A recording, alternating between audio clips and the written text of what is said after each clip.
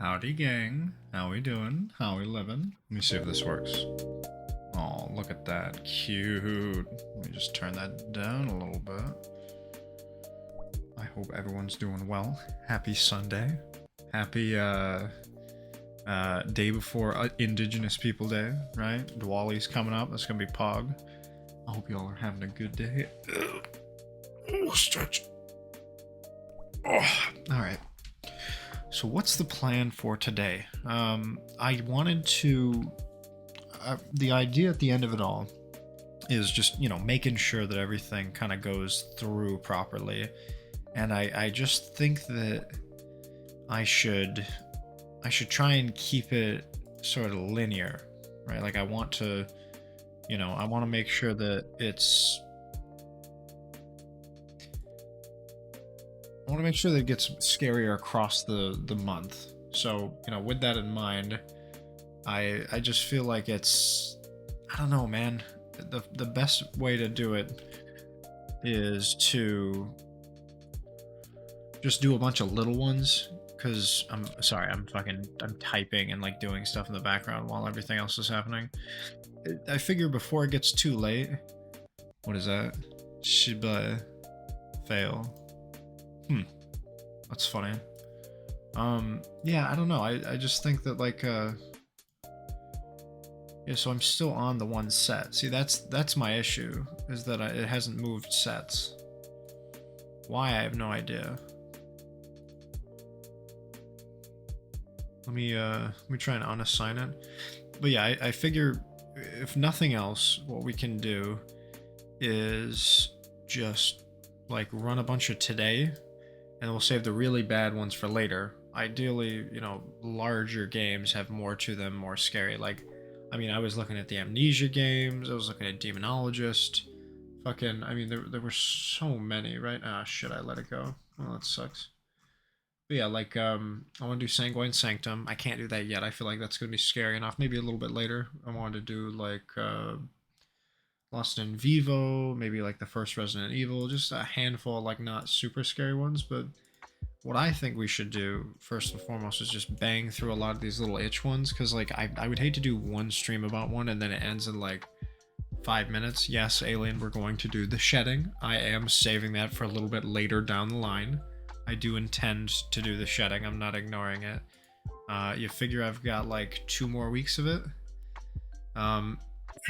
One of these Sundays coming up, I'm gonna be hanging out with Barry, which will be in the afternoon, so we'll still probably do one in the morning. As far as Halloween itself, I wouldn't be able to, so I may do one on like the 1st. I'm not sure yet. I'd have to figure out where we are in the track, because I mean, at the end of it all, I do still have a good number of like what, including today, it's like 10 more. So I'm gonna, you know, I'm trying to do my variety, trying to make sure that I get them all through there.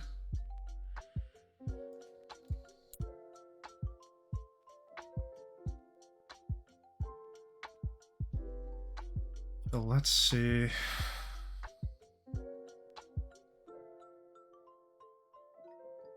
Yeah, man, I don't know.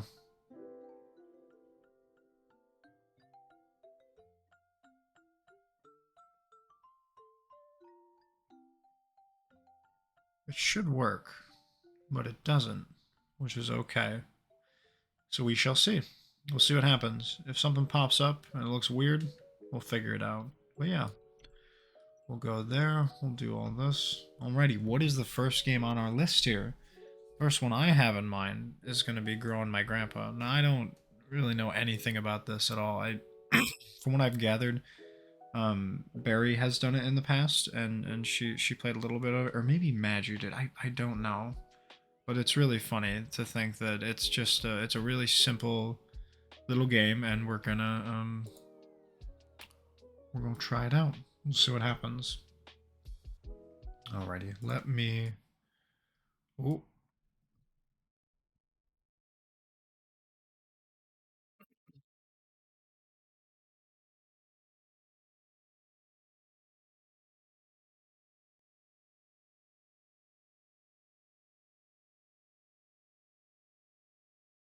get it a little bit bigger to disable low shader intensity. Ooh, I guess my question is, do y'all want? Hmm. Let's let me investigate one thing real quick. I just want to make sure that it's on the right sizing. Yeah, I mean it's just big as hell. Okay. Found the Halloween video I was looking for. Cool. I'm give me 1 second here. I just gotta add the audio. It's gonna be loud, I know that, so we're just gonna. Yeah, there it is. That's gonna be a loud ass. Hopefully maybe that's not enough. We're like right about halfway. How's that sound? What is this game? This is called Growing My Grandpa, and I don't know what it's about other than the title. That's all we got. From what I can gather, it's a short game. If it's not a short game, we'll see what happens. We'll see if I like it. But that's all it is. No, I'm just trying to see like yeah, I think we'll do just this. The real question is how much shader intensity do we do, right? Might just do a little bit like the founding fathers intended. Alrighty, would you like to view the tutorial regarding game mechanics? Yes. Please read. Game is designed to be played with a mouse. The input required of you is based around clicking the mouse buttons. The right mouse button will change the cursor's image and function. Only when pointing, indicated by the extended index finger, can you, the player, interact with certain menu item options and prompts. Please click below in the pointing mode to continue. Interesting that it has a category. Well, I should hope so. It's a game. Second cursor mode is indicated by the cursor's image, featuring a hand extending all fingers. This mode concerns interacting with objects inside the world, mainly picking up an object and moving into another position. To continue, please pick up the piece of trash on the left, on the right, and place it in the trash can on the left. Remember, the right mouse button will change the cursor's mode. Oh, the mode cannot be changed until the cursor's it's not holding on to something. Oh, interesting. Whose hands modeled this? That's it. There'll be many situations at Growing My Grandpa that will require you to pick things up, place things, grab things, or give things. Don't be afraid to experiment. Keep an open mind using your hand. Please click the button below. Remember, menu buttons must be clicked in the pointer mode. See? So you can't.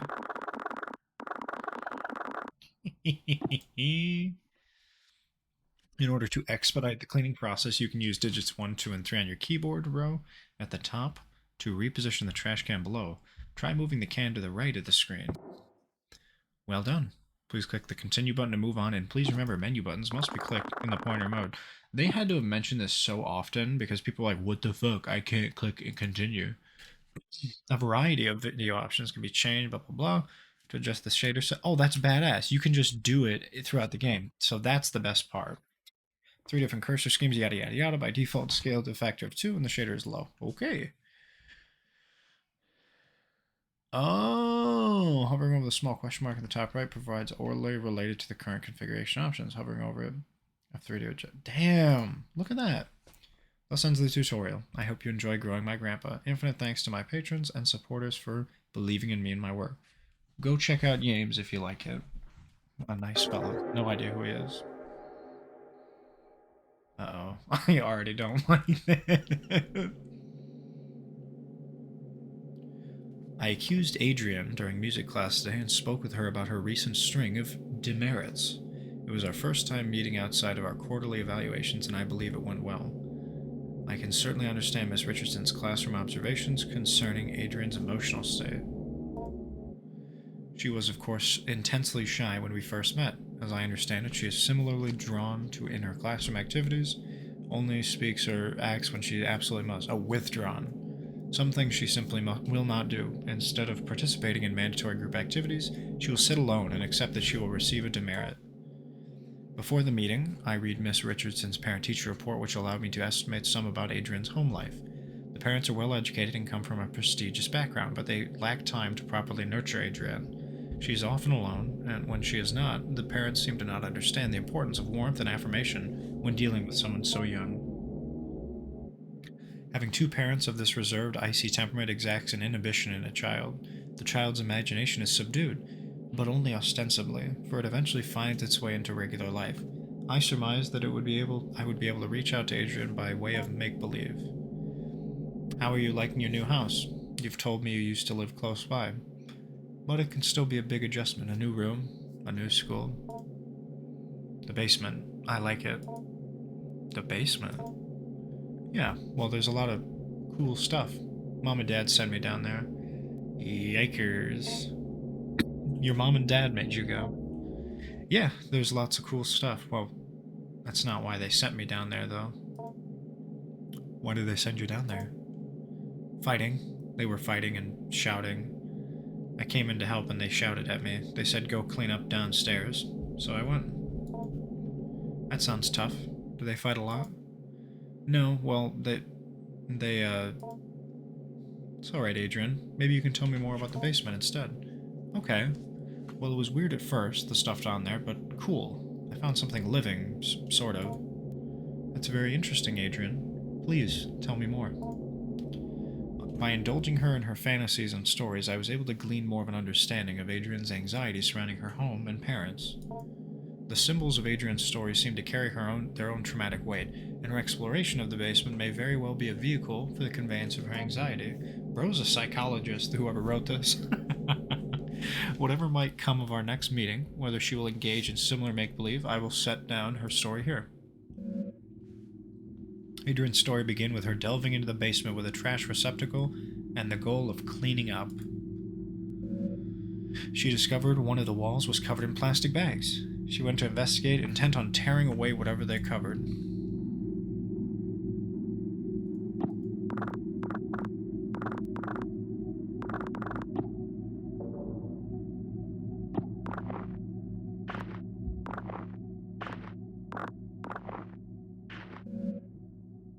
Upon removing the plastic trash bags from the wall, she noticed their interior lining was covered in glass.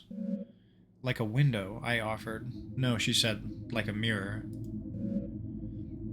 Reflecting inward toward the animal they covered. I gently asked her what exactly this animal was. Here is where the material reality of the story took a turn for the inexplicably fantastic and imaginary. Upon her discovery of it, at her gaze, it grew or extended, like a shaggy-haired self. Hair like the fur of a dog, I offered. No, she said. Not the fur of a dog, nor the hair on her head. It grew out towards her, the animal's hair, reaching out. It was hard, standing almost straight, like hair on a brush. A bristle, I offered. Yes, she said. She was very afraid at first, but then very curious. I asked her what else was in the room. More things hidden away, she said. Things of Grandpa's as well. First, she found a hidden passage under the stairs. Inside were strange dolls, magic objects, naked, faceless figures.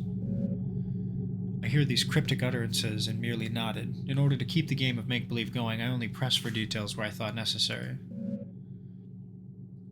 The faceless dolls could be a simple metaphor for the anonymity she offers in her own home life. The hidden passage, I'm unsure of what to make of that. The revealing of the concealed seems to be thematic in her fantasy. The door under the stairs is but one example.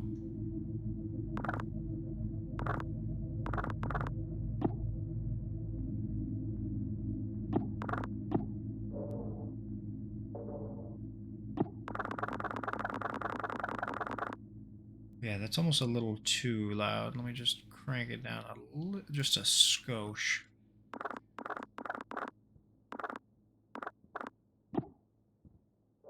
I suppose we'll get away from this. The darkness of the shadowy corner unnerves you. You cannot explore here without some form of light. Okay. What do we got? Trash pile.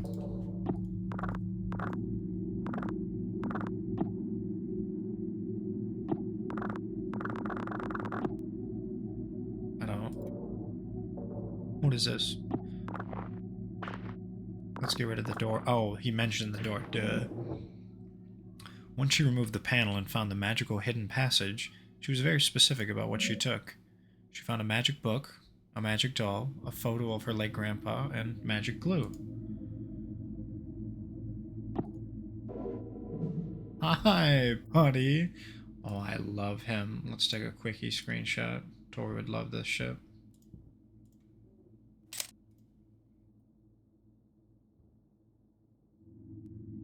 Send this over yonder. Alrighty. Material is rough and coarse. Let's get in here. The Mexican alien. All-purpose glue. Fuck yeah. Oh, what do we got here? Oh.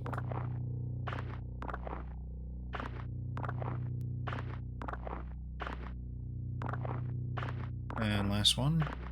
Alright, what do we got here? European steppe, shamanism, and the fusiform gyrus, an interdisciplinary study of sympathetic magic, a dissertation by Jacob Hart. Papers crudely bound together to form a book. The impetus of this research was the recognition of a particular pattern in fragments of documents relating to magic and magico-religious practices. I laughed so hard when I first saw it. I love it, dude. I love the way he looks. Numerous sources were drawn from. Commentaries on laws relating to the banning of sorcery and necromancy. Like how in Cyrodiil, the Mages Guild doesn't allow necromancy, but literally everywhere else. Everywhere else in Oblivion, you can perform necromancy, just not if you're a member of the Mages Guild. It's so stupid. Compilation of folk charms relating to love spells, hagiographs of saints and their encounters with devils. The list spans many centuries and a great distance. From the Levant of the Khazar Khaganate to the border of the modern nation-states of Russia and Kazakhstan today. From this paper trail arose a consistent account about a certain form of magic relating to the binding of demons to a sorcerer's will. A demon called the Heaven of Needles, or the Angel of Needles, was known to be kept best by shamanic keepers or wards who suffer from face blindness, which is prosopagnosia, whether by birth or through developmental causes like a stroke or head injury. It was known to be extremely effective, but terribly dangerous, so much so that it became outlawed several times and was generally a popular scapegoat relating to unexpected death.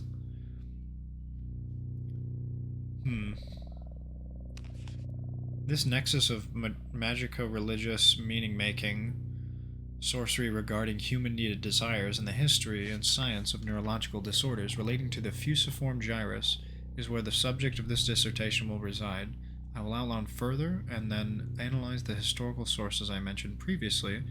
Then I will go into the neurology of mystic and magico-religious experience. Jesus Christ. I feel like I am reading a second language right now. After that, I will detail my ongoing correspondence with a resident of the Ural Mountain region who is an expert folklorist and keeper of traditions he claims have been passed down through his extended family for generations. Hi. Hi, Grandpa. Mr. PhD? Mr. BHD? I don't know. Mr. PhD, yeah. On the reverse side of the photograph, there is more text. Good luck on your trip to the Oros. Stay warm. So Grandpa's name is Jacob Hart. Is that what I'm understanding here? All clean. The space will not be dirty again until next week. I interrupted to ask what she did with those magical, mysterious materials. Grow, Grandpa, she explained plainly, and then without missing a beat she continued on with her story. Feeling this was a potent symbol, I stopped her again to ask her what she meant. Somewhat puzzled, I did not understand immediately. She explained slowly. Grandpa lives in the cage in the other room, the cage behind the door. They grew people in the cage. Why? My guess would be next week is when the when the parents fight again. That would be my guess. I'm not exactly sure, but we shall see, huh? We shall figure it out.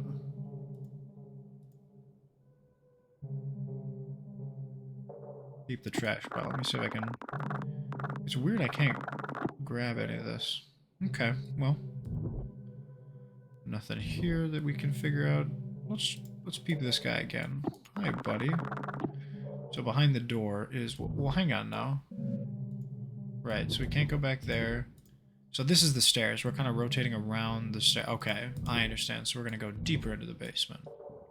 What is this? A hastily written note. I have repeatedly called your homes to no avail, and so I am forced to leave this here for you all. I found William sitting in the corner of the enclosure area, seeming severely concussed. Whiskers was gone, in none of its usual hiding places. I immediately suspected the worst. This project thus must be suspended for now. I am leaving up the usual mirrored coverings we use to keep the anthropoidic void sealed. I have done my best to lock up everything on such short notice. It is a hasty fix, but it will require some time to find a more permanent remedy. So my guess is that was Whiskers. We just saw they a mirror is what encloses it. Interesting. I'm honestly hoping you do not find this note, as I intend to lock the house down too. I intend to race off to you to retrieve your lockbox keys. Don't worry about William's key. And it and the rest of this his equipment is almost certainly deep within Whiskers now. I pray you do not enter this room. No matter how it may appear, William cannot be helped, and is only being kept alive as a means of continuing predation on the rest of us. Oh shit. I will say once again, no matter what state you may encounter William in, he cannot be helped. I have sympathy for the young man. I truly do. But I found on his person several photos of his late sister, which would imply certain risks he knew he was taking. Our extant research materials have now become possible liabilities, either criminal or professional in nature, so I have stashed them away. I believe I'd let you all know how I might do this if we were to experience an event such as this. I hope you all remember what I told you. So long. I'm going to assume Dr. H is Dr. Hart, my grandfather. So, Grandpa left. That's what happened. Grandpa was working with a guy named Williams. Whiskers left or concussed him or something. He's like, yeah, fuck this, I'm getting out of here. Lab orientation. A note on an experiment 1 of 4. Huh? Well, hang on, let me go back. Can I...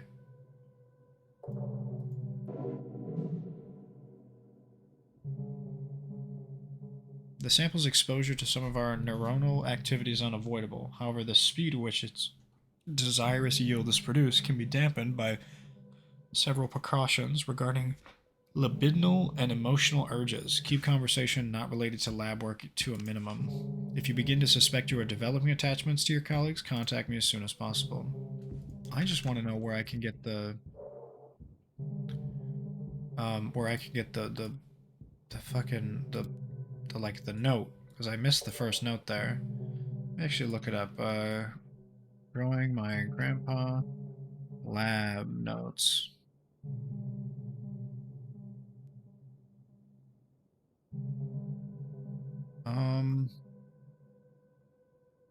It doesn't say. I mean, you know what I'm gonna do really quick? I'm just gonna pull up somebody who played it.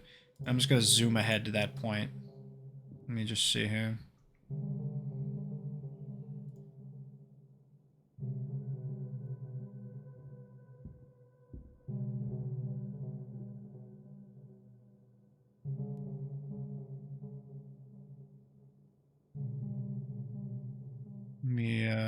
you go here. I think I got it.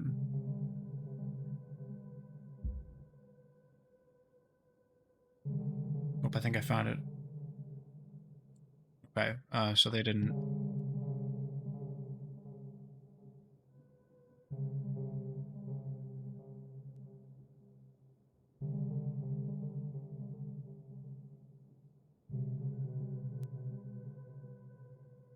Whatever. Okay, it's not that important. It was just the first note. Ritual behavior with the sample trading bargaining will result in dismissal from the project. The precise mechanism of the exchange of symbols and gifts required for a requested desirous yield is not known, and even the anecdotal accounts of success are blank and in violent death. Howdy, Barry. Thank you for the sippies. I got you. Should I get my dump it hat? It's over there. I'll grab it after we grow Grandpa. Alrighty. Regarding growth cycles, every time Whiskers regenerates and leaves dormancy, it is to be logged as a new propagation. The sample's bodily existence cannot be blank, i.e., a part cannot be cut from the whole, so there can only be one living propagation. Propagations are to be terminated after 5 weeks. Any further development puts us at risk. Termination procedures will be posted and followed with extreme care. With all of that out of the way, I want to welcome you to the project. I look forward to working with you. Thanks, Grandpa. I want to know how I can go back. Like, I wish that I could...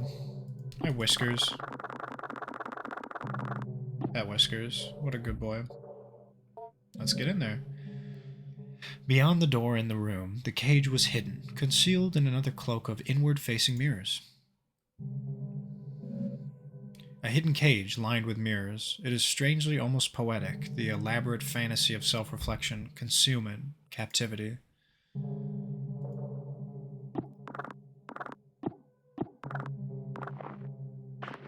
Get all this heckin' tape down. At the cage, she finally cast her spell, but it was confusing, she confided at first. She took the magic doll, the magic glue, and the photo of her grandfather. She combined them, and she wished very hard. I can only assume in this fantasy that next her wish would not come true. In what child's story would it not?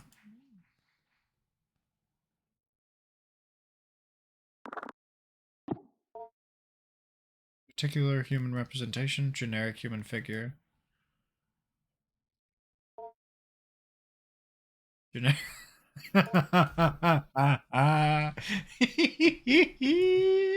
Yeah, boy. I fucking love this little guy. He's so cute. A tangible symbol of intention and desire. Me, dude. I love it. That's a big doll, actually. What the hell? If that's the size of one Polaroid, that doll is fucking hefty. Here, I'm thinking it's a little guy. She put Grandpa in the cage, assuming that was part of the ritual. She was not clear on how it worked. What precise instructions she would glean from her grandfather's magic book was complicated by her reading comprehension. She wished with all her heart, and then she told me she waited a while for something, anything to happen. And after that time, she began to cry. I cried really hard, she said. I wanted Grandpa to be back. I wanted my parents to stop being so mean. And it hurt me. It hurt me wish for Grandpa to come back for my parents to be different. I could feel it through the walls, and it felt me throughout the air. I asked her what exactly she meant. She could only repeat what she said. By this time, lunch was almost over. I said goodbye to Adrienne, and she left to rejoin her class. I was left to consider our conversation. I believe the storytelling strategy I have employed was not unfruitful. But I must probe deeper, if I can. Although I can be sure of nothing I interpret, the impressions I get may begin to help me get an idea of the right questions to ask. Knowledge you acquired this week has given you access to certain topics or keywords you can discuss with Grandpa. Wish. Consider discussing this when Grandpa emerges. You also gained the following keyword. Shall. Fuck yeah. Let's go, baby. Let's clean this hoe up again. Someone's making a mess down here. I met again with Adrian in order to address her emotional outbursts in the past week. It is our second time meeting, and while it is standard practice to have multiple sessions with a troubled student, as I assemble a report for the counseling department, I could not help but think, as we sat down in my office, that Adrian already seemed to show a remarkable change in self esteem and confidence, and perhaps my and Miss Richardson's estimation of her as emotionally disturbed was erroneous. The paralyzed shyness and withdrawn attitude Adrian possessed last week was not entirely diminished, but she seemed to hold herself differently this week. However, this only lasted as long as our conversation pertained to initial introductory pleasantries. When I began once again asking about her parents, her feelings regarding her new school and her new home, she quickly lost what new confidence she had gathered up and withdrew again into herself. So once again, I partook in some collaborative make-believe, but this time I was aided by the fact that I had managed to do some research into Adrian's grandfather, and I had some insight into what she might actually be finding in the basement. Now, this may be overstepping my bounds, some as a school counseling caseworker, but this was in the service of making Adrian comfortable and happy in this learning environment. In any case, I was able to dig up information regarding the grandfather by inquiring at the university in town. Not that I make it a habit of sleuthing, but I had a suspicion the grandfather was a sort of professor there, or at the very least some sort of researcher, due to the fact that the newly constructed laboratory on the campus drove by every day bears his name and memorial. He was some sort of anthropologist or linguistics or neuroscientist. I did not have that to dig that deep before the scope of his work became dizzying, and I ran up against the limits of my undergraduate education. But back to the make-believe. What is your grandpa like? Is he a smart man? Not anymore. But I'm teaching him. So he's grown a good deal then. You've been feeding him well? Yeah, he's getting bigger, but he has a lot of room in his cage. He's still behind the bars? Yeah, well, he might be able to climb out eventually. There's this vent in the ceiling. And perhaps if he climbs out, I could meet him someday. Yeah, maybe. But he's not ready to leave. He can't take care of himself. I have to feed him, pick up after him. And you store the food in your lunchbox? That's nice of you to share. He can almost talk. You can't speak with him?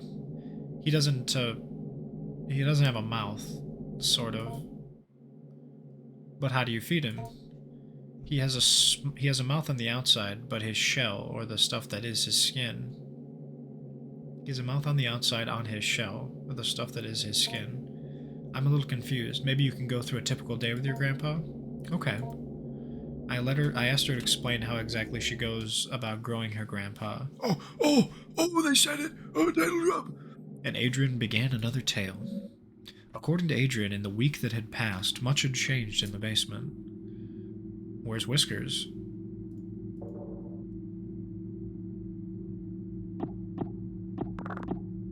Is that the vent? The hairy thing that was here before is gone. Okay, you gotta go see Grandpa first. Lunchbox is currently empty. Seek out food for Grandpa. Blue. Wake Grandpa. It was scary at first, she said. The way he moved, the way the doll's skin covered him.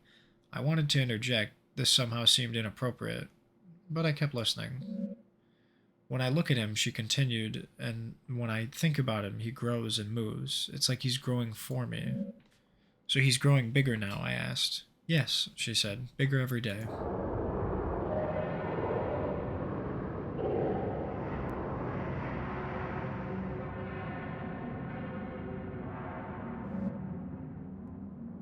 This begins the actual growing part of growing your grandpa. Beneath the doll's burlap skin, the follicles knit together what resembles a proper person. Your grandpa. Now, am I crazy, or is Whiskers underneath the burlap sack doll? If I'm understanding correctly, Grandpa is the propagation of Whiskers, the new one. You're in charge of its cognitive development and diet until it is able to sustain itself. Currently, you're observing Grandpa. Please click the arrow back button before a brief tutorial of your duties as a caretaker. Here we can see a variety of options regarding growing your grandpa. Highlighted in red are objectives relating to feeding and teaching Grandpa. Important messaging regarding Grandpa's recent activity will also appear here. You'll need to find it food and learning material before you can move on to the next week. Some foods will make Grandpa happy, others merely content. Some food will make Grandpa disgusted to the point of nausea. Learning material is also scattered through the basement. Seek out vocabulary words intended to help teach English and basic anthropoidic concept formation. The options highlighted in red are related to navigating around Grandpa's enclosure. The Go to Grandpa option will let you perform all actions directly relating to Grandpa: feeding, teaching, observing, etc. Accessing the study corner will let you go over any documents you pick up as the weeks go by. It's a good idea to learn about the work of the people who occupied this space. Accessing the kitchen corner will let you search for food in the old refrigerator, yeah, the laboratory, and prepare food for Grandpa if need be. Help button will replay this tutorial. The save button will save your current progress. We only have one save file at a time, so if you have save file you'd like to be asked, if you have saved it, it'll be asked if it's okay to overwrite, blah blah blah. Take you back to the main menu. Many more buttons may or may not appear depending on your development of Grandpa, so watch out for them. One final note. Take care to explore the basement at your leisure. However, due to the entropic nature of clutter and trash, different weeks may allow you to find things you've not previously discovered. Good luck. Well, I want to go to the study corner, because the documents I got, I didn't read the first observation note. For the sake of university policy and the health of any future career you hope to have, you will abide by the non-disclosure contract you have signed. Do not break the anthropoidic vacuum without my prior consultation and approval. Any anthropoidic forms brought into the enclosure must not be left unattended. When not in dormancy, the sample will attempt to take anthropoidic shells. See shell notes. More on that. Okay, so Whiskers left containment, and Grandpa is the current shell. I understand. Okay, so we're good there. Let's check out the educational posters.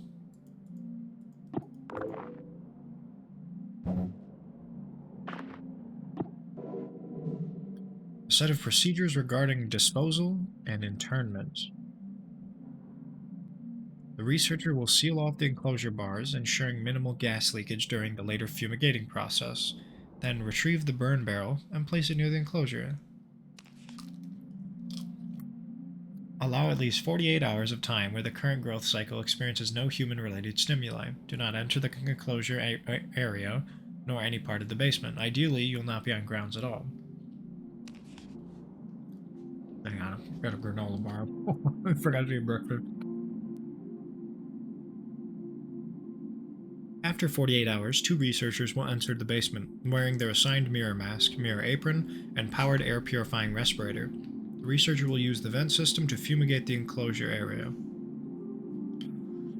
Wait 30 minutes, then use the fan system to ventilate the enclosure. Keep the fans running during steps 3 and 4. Re-enter the enclosure area wearing your assigned mirror aprons and masks. The organism may or may not be in complete dormancy. If it is not in full dormancy, be assured that its capacity to act against you will be greatly diminished. With your assigned power drills, quickly remove any enclosure bars needed to access the organism. Put them aside for later reinstallation. Put the organism into the burn barrel. Incinerate the organism thoroughly. Wait for any smoke to be properly cleared by the fan system. Turn off the fans. One researcher will retrieve the nucleus from the ash and place it in the mirror box. The other researcher will sift through the ash and place any other substantial remains in the biohazard bin in the room outside the enclosure area. The bin is locked for safety purposes. The code is 323245. Somebody write that down. The researchers will fill out a termination form and leave it for Dr. Hart. You've gained the conversation topic biohazard bin.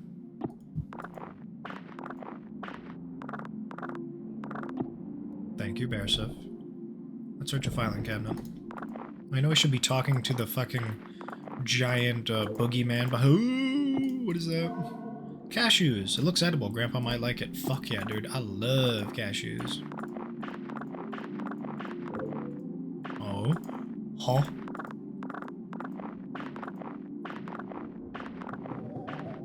All clean. Won't be dirty until next week. Give me a hat, give me a hat, give me a hat. An account of acquisition. It was said to pass from one family of steppe people to another, but pressed on its ultimate origin somewhere to the south. Coiled in a bowl, covered in incantations, buried upside down by a graveyard. A common late antiquity, the demon trap. Buried upside down by a graveyard. The keeper, an elderly man in failing health, was ready to expound on and on about the dangers of the organism. When I asked more pointed questions about the history of its acquisition, I was given curt responses that had a way of circling back to vague warnings. Okay. Well, we got some cashews. Fuck yeah.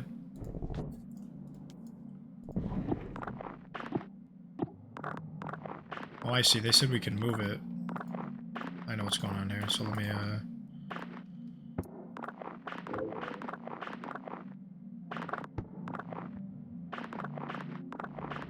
now I'm using my noodle. That's it. Linguistics module. Grandpa. We'll teach you to read the notes of past educations. Okay. So much trash, bro. What is this? Little coily do? Oh shit, it's tape underneath it. Is this the mirror box?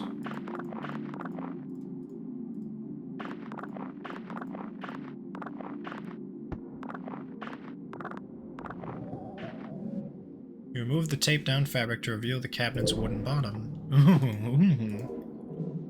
A note regarding cleanup procedures. To my colleagues, I don't mean to be overly severe in tone, but Dr. Hart's work is very important, and the material we are working with is potentially very dangerous. I will be handing a copy of this note as a reminder to everyone. I'm not trying to single any particular person out. We all have misconceptions about the nature of this project from time to time. With that out of the way, here are some things to keep in mind. The active growth must be thoroughly terminated via the correct procedures at the very least 4 weeks after dormancy is interrupted. Doesn't matter what you've done or haven't done regarding tests, procedures, or how much the anthropoidic vacuum has been disrupted, we are not ready to go beyond 4 weeks at this point. A step-by-step guide to termination has been posted by the enclosure wall. Please, please, please do not place the educational posters over this posting. Do not disrupt the anthropoidic vacuum without Dr. Hart's prior consultation and approval. I think they did the fucking educational thing.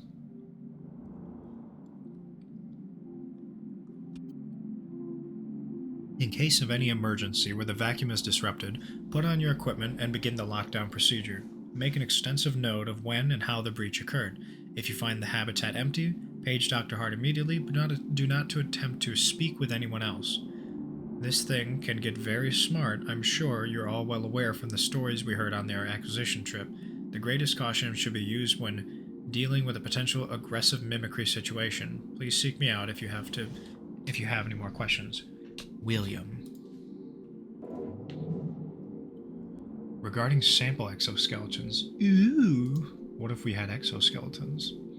Research participants, please take note. Each growth from a cycle does not require a shell, but you may find the sample will often try and seize on something somewhat flexible it can grow into, along with any desirous yield it may generate. Or else it will move from one shell to the next as it outgrows them. In the small amount of time I have spent with it in preparation, I have noticed it tends towards human forms. However, we should keep a tight lid on the anthropoidic seal in order to be cautious before we begin to experiment with exposing it long-term to anthropoid stimuli. Dr. Hart. What has Grandpa been up to, bro? I think we just cleaned that, right? Okay. Medical imaging device. Das Notes.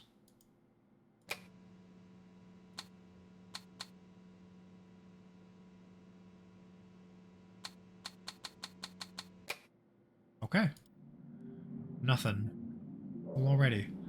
Let's go to the kitchen corner. What is this? Lettuce. Looks edible. Grandpa might like this. Okay. Seeing if anything else. The lower fridge. Brown banana. Looks edible. He might like this. Okay, so we got cashews, lettuce, and brown banana. I'm gonna assume that neither of them are good. I want to feed him cashews first. Just to see what he does. An unappealing item, soft fruit or vegetable. Okay, banana, and none. Okay, so we know that he will like the banana then. Let's start with that.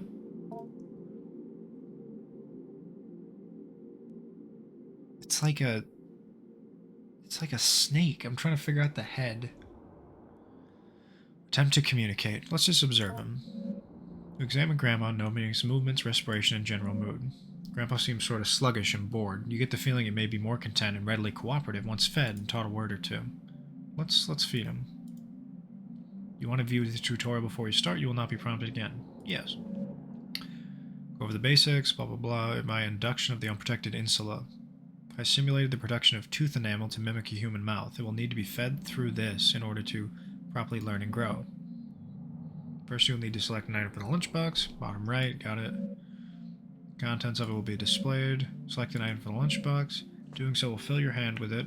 Notice that any food put back in the lunchbox by clicking with a full hand. Before Grandpa can be fed, it must judge the food by smell. Hover your hand above Grandpa's olfactory bulbs.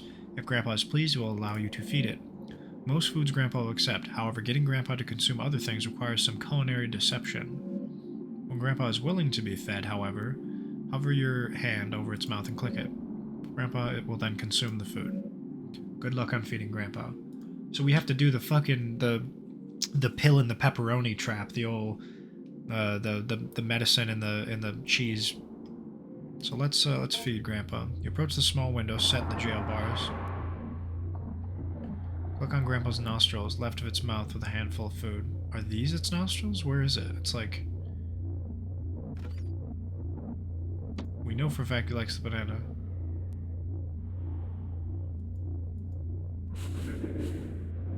Grandpa seems indifferent to the smell. What does he say?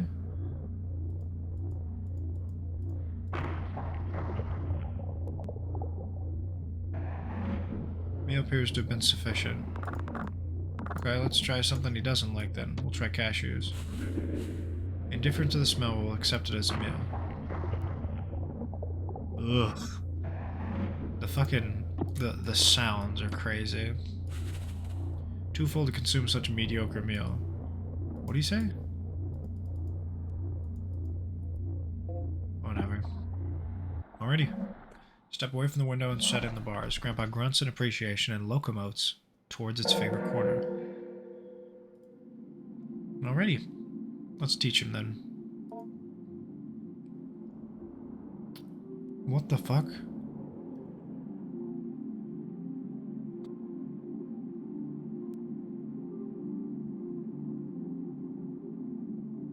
Okay. Brief tutorial will go over pronunciation and vocalization. Word you picked will appear in the top left corner. The bottom right corner will be a pentagon in 8 sections. It will be highlighted briefly. Notification will play. As soon another section will be displayed. You will control a small round icon that sits above the pentagram using your mouse. Ball is constrained to the limits of the pentagon. Goal is to keep your icon hovered over the area and move it as the pentagram changes sections. When you hold left click above the correct highlighted area, the icon will start to vibrate. Along with the simulated vocal cords, the correct letter of your word will begin to turn red. Keep holding over the highlighted sections and adjust your icon as it changes place. Soon the letter will become fully red.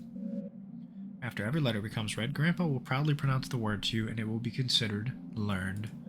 Excellent. Teaching Grandpa these words will accelerate the cognitive development and lead you to further breakthroughs in general intelligence. Poggers. Okay, so we already did this. Teach word Grandpa. You approach the small window set in the jail bar. Why is it so fast?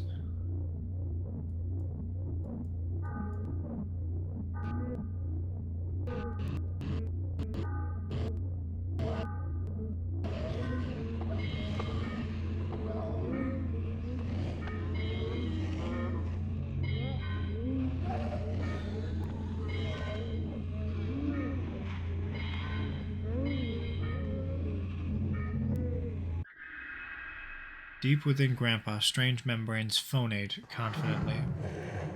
Grandpa. Having completed the lesson, you take a look back at the vocabulary module card and notes there written by administrators of the past. Grandpa, part of vocabulary and vocalization methods E1, family. Usual trouble with articulation, voice thin and raspy, possibly underdeveloped larynx. We have done several sessions of what we are calling familial relation simulation. I and a co-research sit in chairs opposite the enclosure. We are wearing the usual masks, and we begin to act out a scene, mostly through improvisation, that might roughly resemble a kitchen table conversation between an immediate family. Repeated trials will reveal, although our simulated conversation was purposely vague and unspecific regarding persons and identities, we would only address each other as brother, father, sister, etc. It soon became apparent the encoded information and associations we unconsciously draw upon when hearing and listening these words were being picked up on by Whiskers and its psi-type field of reception, interpretation of brain-mind events, and somatic content. Whew, that was a mouthful. My researcher William noticed this in a simulation where Whiskers was given a role as a sister and he was a brother. I was the father. Whiskers began responding to certain prompts with unusual specificity, as well as a general pattern in timbre speech that continued with unusual consistency. As soon as the simulation ended and we left the enclosure area, William let me know that Whiskers was almost certainly drawing from encoded memories of his late sister, mapping out exactly what regions and centers of nerval activity are intercepted by the psi-type field will take extensive neuroimaging that we do not have in this site. Currently, we only have less precise portable equipment. However, our experiences so far are eerily in line with folk knowledge and folk explanations regarding the being's access to desires. We can begin to infer it has access to certain portions of the limbic system and the ventral temporal cortex. What the hell are these dudes researching? What is the end goal? That they can have a fucking a psychic X-Man thing? I mean, it's just like, this is like SCP, right? The whole point isn't to try and use it, it's just to understand it and contain it so it doesn't kill people. Step away from the bars and store the module code in the document table. Okay.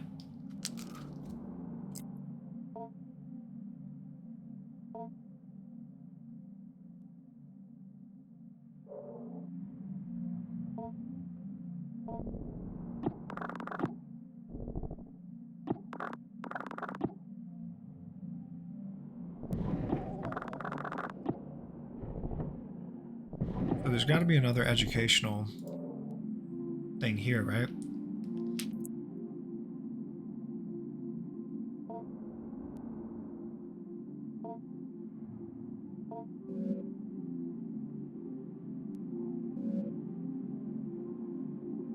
It seems sluggish and bored. You get the feeling that once... Okay.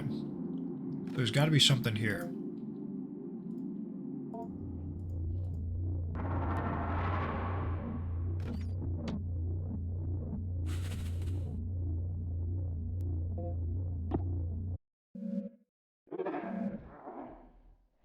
Grandpa makes a plaintive whine, clearly disappointed in the lack of sustenance. It dejectedly locomotes back to its favorite corner. Huh. Well, that sucks. Well, let's investigate. Let's see what else is there.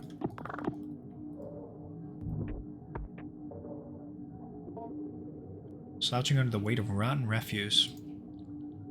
Let's check the cabinet.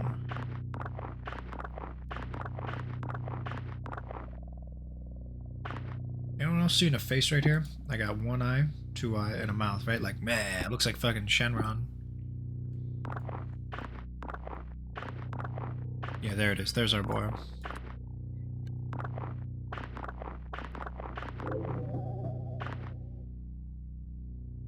Oh, what is that? Blueberries. I love blueberries. But hang on.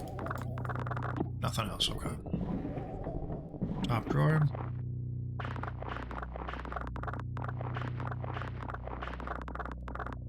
The fuck is that?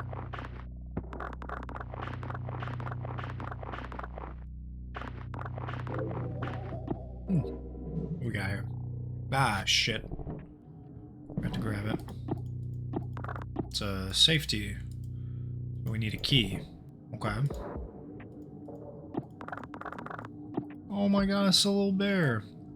Something about the painting looks strange.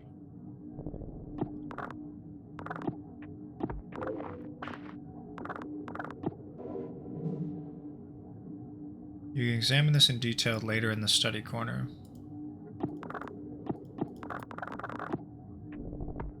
Painting's all fucked up looking.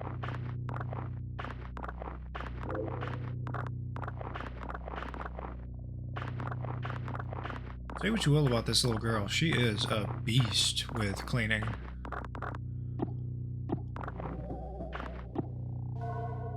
Fiberglass insulation, not really food. Grandpa might eat it, however.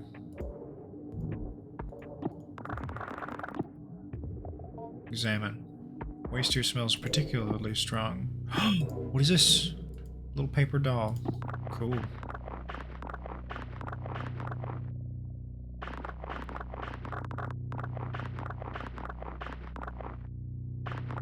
I kind of love this game. This isn't scary.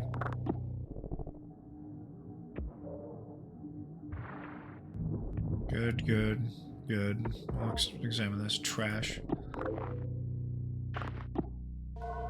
Corroded battery. Yeah, he might like it. Who knows? Grandpa's eating weirder shit. Hello. That's what we're waiting for. That's what it's all about, baby.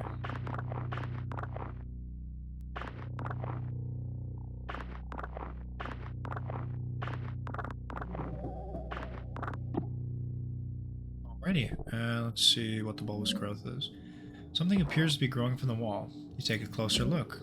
A pulsating sac, the slimy membrane, as its skin seems to contain something, might be able to open with a blade. Weird. Okay, so we can't go there yet. Let's investigate in here. Hi, Grandpa. Let's go to the study corner, look over the documents. What was the radiographs? No, the acquisition note I didn't read. Before we begin, we had all of us cover our faces completely. An earthenware pot was blank, and on the inside, as we stole brief glances, as we could see the interior was inlaid with mirrors. The blank gave it small pieces of dough, spoiled food, chicken feed, keeping it content. The keeper gestured toward the small bag where the food composted, and told us to be careful not to feed it any meat. I asked it if the rotting food was enough to sustain it and how it might get nutrients from it.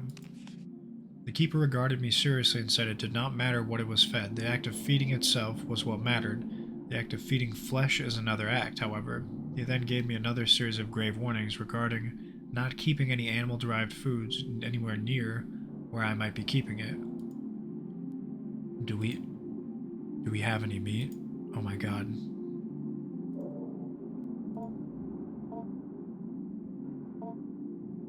Fiberglass and a battery.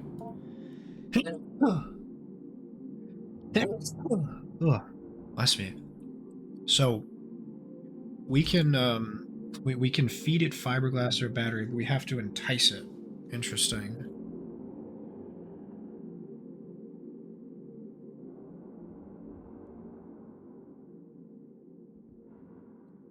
Thank you, Ayla.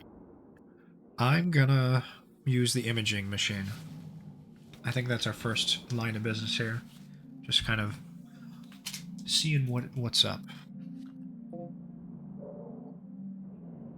D corner, medical imaging device. You slip the radiograph images you found onto the machine's display.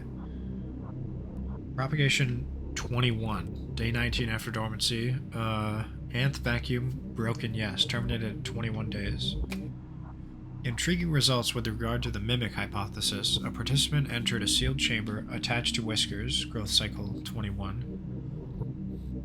which has been freed from the anthropoidic vacuum, constructed quite economically from plastic and broken mirrors. The first propagation's original earthenware vacuum was shattered during the move-in. Between the two, there was a semi-opaque glass panel that allowed observation both ways.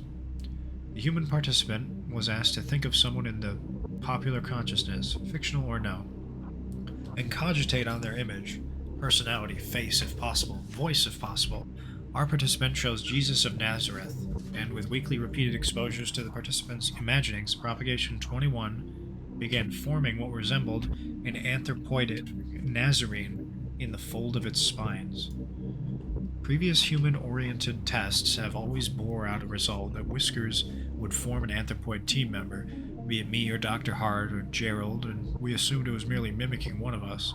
Dr. Hart has always contended the desirous yield, or the anthropoid reproduction Whiskers creates, when in contact with human beings, has always been based on the conception and relation to the person through someone else. With this framework, the desirous yield is not actually a replica of a person, or if it is only a replica of the fiction of a person generated in the mind of another. This desirous yield was not Jesus Christ, but the participant's image of Jesus assembled from their religious upbringing, religious artwork, depictions in popular culture, etc. This radiograph was taken right before the destruction of the growth cycle, while Whiskers was rendered unconscious via fumigation. It seems like every successive propagation with the stem cells in the organism work a little faster, but I'm not paranoid. It's technically deathless, yes, but we're burning up whatever knowledge is gained when we incinerate it. I don't believe in magic just yet. Propagation 2. So this is 0 days after dormancy. Anthropoid vacuum is broken, yes. Termination at 6 days. We have taken to calling it whiskers, though of course some have interpreted it as hair or needles or quills, but whiskers is more accurate as the needles are really more like suprasensory follicles, or spines. The nerve nets distributed throughout the morphology of these spines resemble some of our genus Hydra, but we have...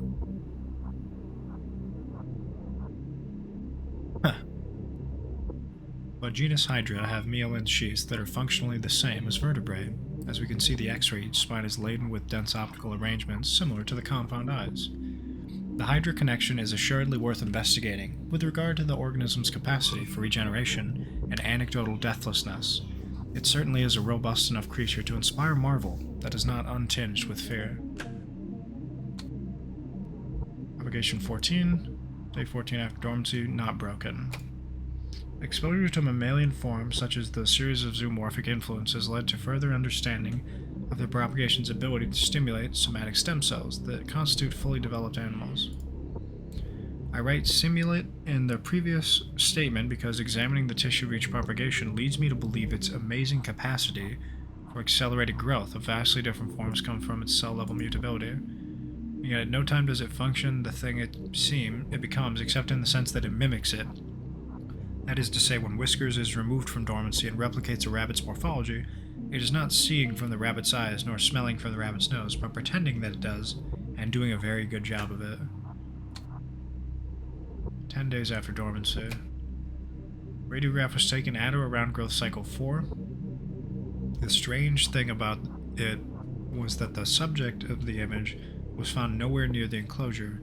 It was almost like a piece of Whiskers fell out and scurried into the corner. Oh, shit. I feel like we've learned a lot since, but at the time I remember speaking about the morphology being weird, not really even resembling any extant zoomorphic structure, besides maybe a cuttlefish. Then I happened to open the thing up. Inside were all these little dead amoeba-like things, and they all sort of looked like they had faces. Faces that were just barely there. After I took the radiograph, I gathered it up and went to go through the biohazard bin. I walked by the bars of the enclosure. I could hear Whispers suddenly going wild, flopping around and grunting excitedly. Could it have smelled the cuttlefish thing? Would it eat its own production? I guess it's technically flesh. This is beyond the scope of the project, that it could be that without the stimulus of an active brain, or more specifically a healthy active brain capable of face recognition and theory in mind, Whiskers begins to pull whatever it can from the limited data available. Again, this is not our focus at this time, but I left a note for Dr. Hart, just in case he wanted to take a look. Cool.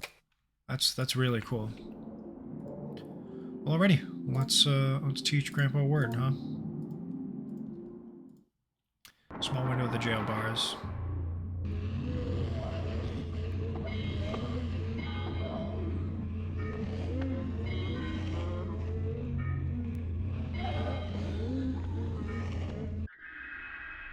Deep within Grandpa's strange memory, its phonate confidently. Hello. Having completed the lesson, you take a look back at the vocabulary modular card and notes that were written by administrations of the past. We are already encountering some difficulty as Whiskered's subjectivity is so much determined by a diverse and dynamic array of influences. It attempts to mimic the thoughts and desires it passively intercepts, and these imitations go on to structure the basis of its identity. Only later in Whisker's growth cycle does it begin to form an identity or identities that are coherent and capable of resembling a sane, rational human being when engaged in conversation. One must imagine how hard it is to converse with someone who is not yet oriented in one particular way towards who or how they are, because they might have 20 different honest answers to those questions, all of them mixed and muddled together. Because of this, we have started with the basics of conversation, greetings, partings, identifying one another, forming questions, etc. It is fortunate Whisker's current growth, number 19, I believe, has developed a mostly accurate human mouth simulation. Hello was a bit of a challenge in the previous growth, as it had failed to develop an adequate organ to act as a human tongue. Badass. Step away from the bars and store the module code in the document table.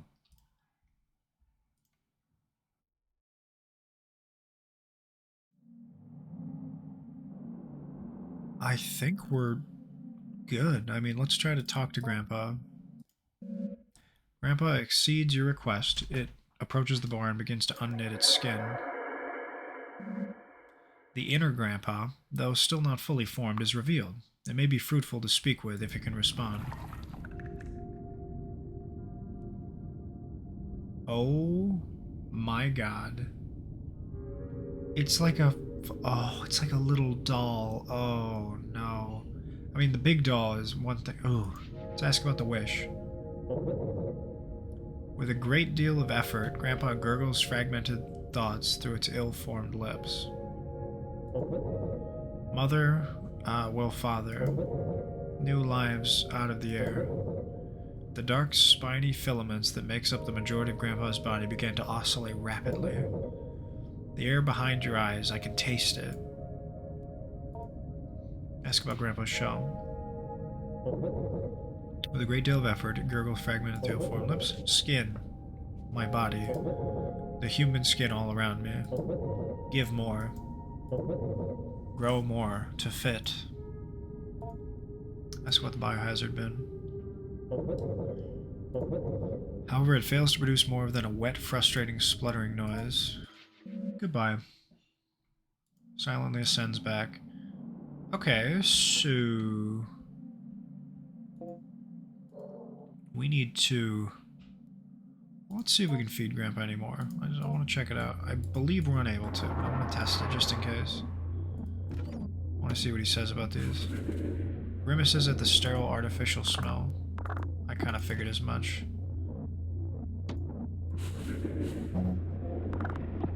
Okay, so getting him to...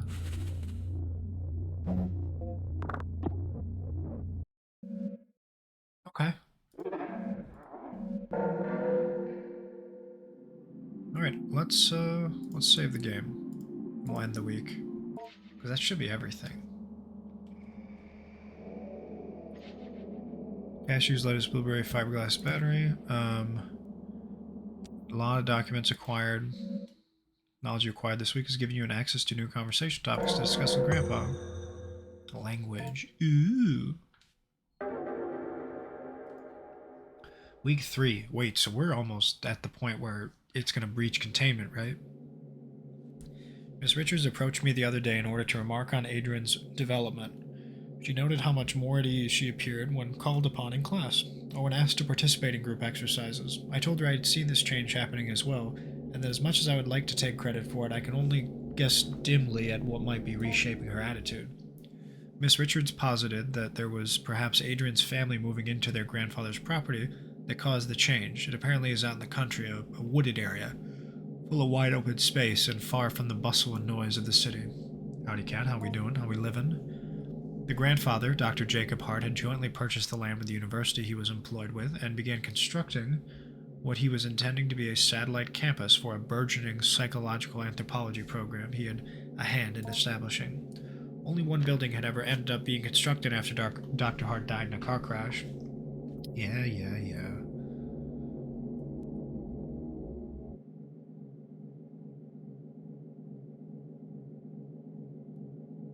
When driving back from the property one day, eerily at almost the exact same time, a grad student who was assisting Dr. Hart in some sort of project at the other property vanished without a trace.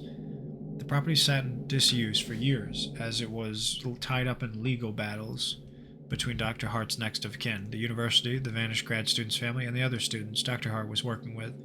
Eventually, the case was settled out of court. Only recently did the property fall in the possession of Adrian's mother. Obviously, I was not going to relay this whole tragic story to Adrian, who, for all I know, believes her grandpa still to be living in the basement of his home. Besides, I thought she might already know all this. Perhaps the elaborate story she was constructing was her own way of escaping the morbid details of a life, perhaps lives, cut short by the cruel force of fate and the cynical adults who squashed and squabbled in the aftermath. I determined perhaps the storytelling she was and continues to engage in should not be encouraged by me, at least not in the way I went about it before, where I made active inquiries about her strange fantasy of a semi-sentient ball of skin. When I saw Adrian, I did not bring up her grandpa. I asked questions about his growth. Adrian could not stop talking about it, however. I had no choice but to weather her bizarre and enthusiastic effusions about her new best friend. Maybe we can talk about something else, Adrian. I'm not sure I'm exactly following you. He's gotten so big. He has so many whiskers that come out, and I can see them move around when I think about him. I'm not sure what you mean. I'm so happy Grandpa's back. He's so much cooler than Mom and Dad. Once again, for what it's worth, I've put down the story she told me as best as I could. Adrian once again told me about growing her grandpa. Alright, let's start with the trash pile, baby.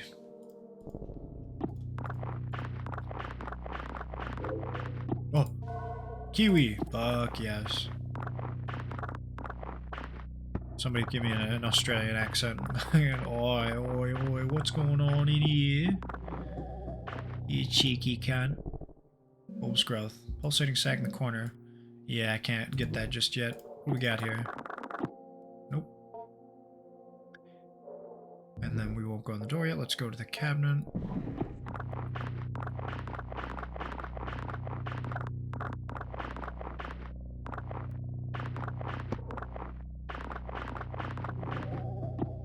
Badass. Top drawer. A mask? What is that? I really like the style of this game, just like the coloring. It's really cool. And then bottom drawer. Can't open that yet. Okay. Well, let's do the trash pile.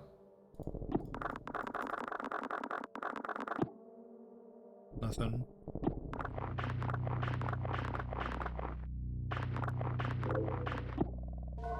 Potato. Potatoes. Boil them, mash them, stick them in a stew.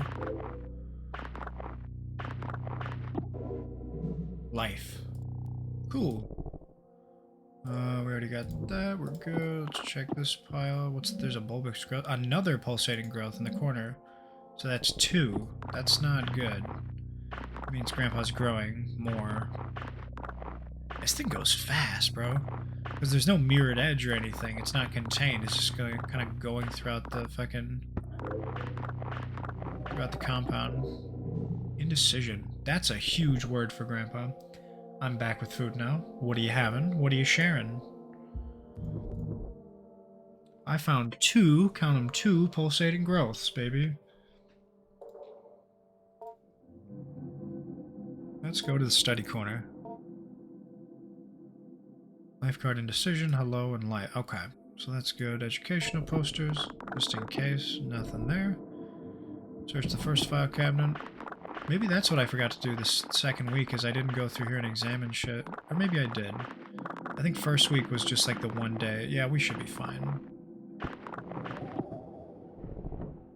Where do you go? I got ramen and fried egg. Ooh.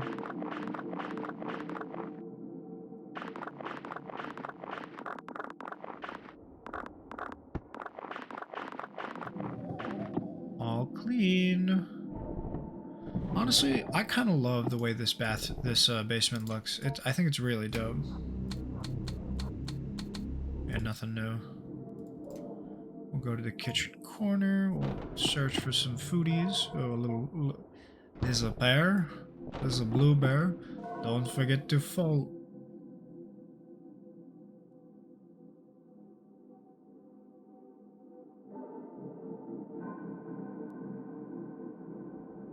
Take a quick screeny of that. Alrighty.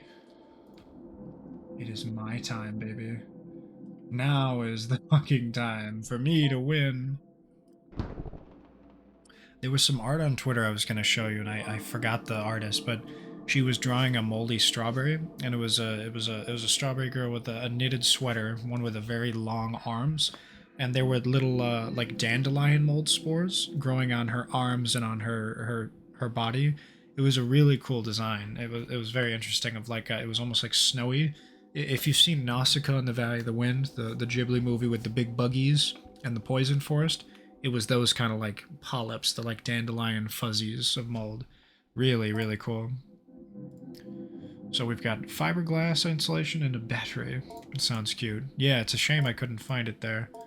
I almost want to try and get him to eat it. Conceal. Insulation is concealed in the soft potato flesh. Pear and battery. Okay, let's save it real quick. Then we'll go to Grandpa. We'll try to feed him first.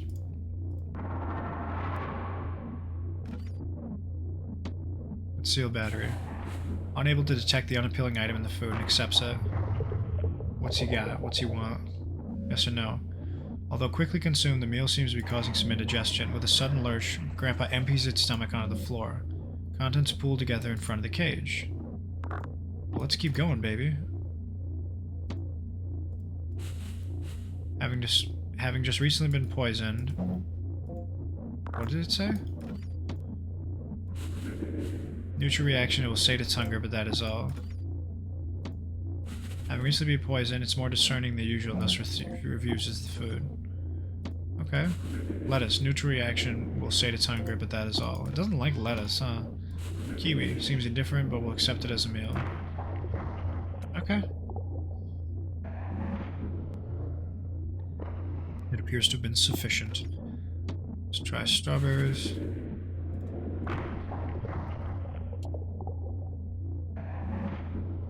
And then we will do blueberries. Finds this palatable. That right there makes me so uncomfortable. Mediocre meal. We'll pass. Okay. Step away from the window, set in the bars. Grandpa silently slides back to its corner. Fuck yeah, baby. What use did we get from making Grandpa throw up? That's what I don't know. Because, like, I thought I was going to be able to grab something right here. It recently emptied its stomach. Explore the basement. Was it here?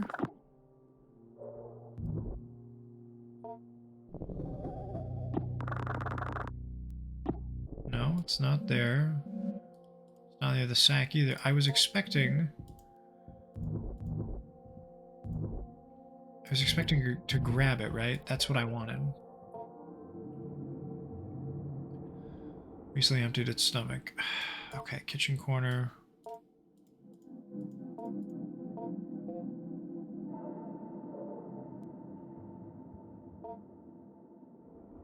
Examine stomach contents. There it is. Fuck yes. Okay, still somewhat wet key. There's a joke in there somewhere, but I'll behave. Bottom drawer, baby. Try the safe lock with the keys you just found. Pops open. A photo of your mother as a young woman. Recognition of this face kicks off a cascade of emotion and meaning deep within your psyche. That's it. Can't grab the wallet at all. A lot of dolls. Well, alright. Suppose it was worth it. Oh, Mr. Grandpa. Let's teach Grandpa, huh? Life. Let's go, baby. Howdy, neighbor.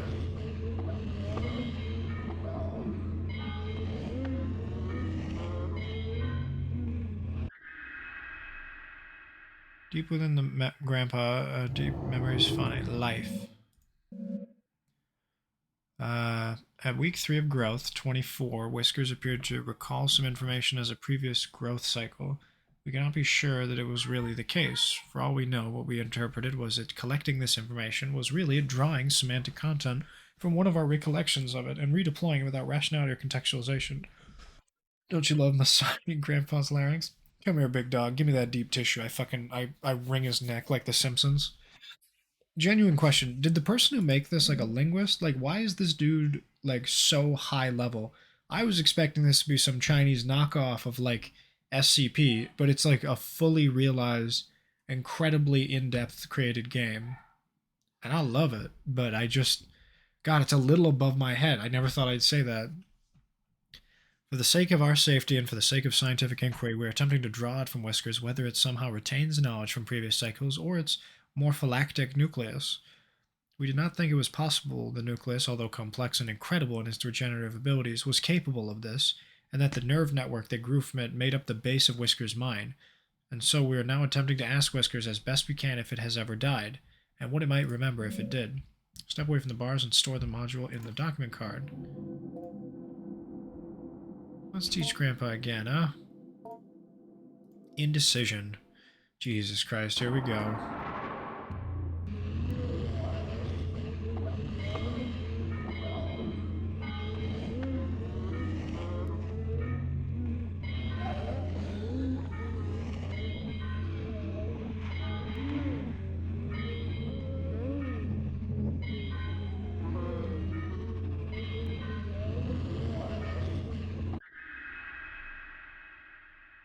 Strange membranes phonate confidently. Indecision. The number 3 is Z, apparently. Having completed the lesson, take a look at the back. We're introducing the latest growth of Whiskers to more subtle social cues and testing its ability to judge mental states of participants in conversation. The semantic content that flows to Whiskers via its psi field is still becoming muddled and slipped in without distinction into conversation. Although our intention of instilling it is a solid theory of mind, will perhaps make it begin to understand what we do not know what it knows, or know what we are without our control sending to it. One would think a theory of mind seems to develop as part of its maturation process. In order to hunt sapient beings, it might be able to deceive them. In order to deceive, it must be able to make decisions, metacognitive judgments, for example, if their deception appears to be working, or how one ought to be deceived. We may never see its development a theory of mind anytime soon, as Dr. Hart has disallowed a cycle of Whiskers growth to live into the beginnings of maturity. Okay, well let's chat him up. Let's chat my lad. He seems content to cooperate.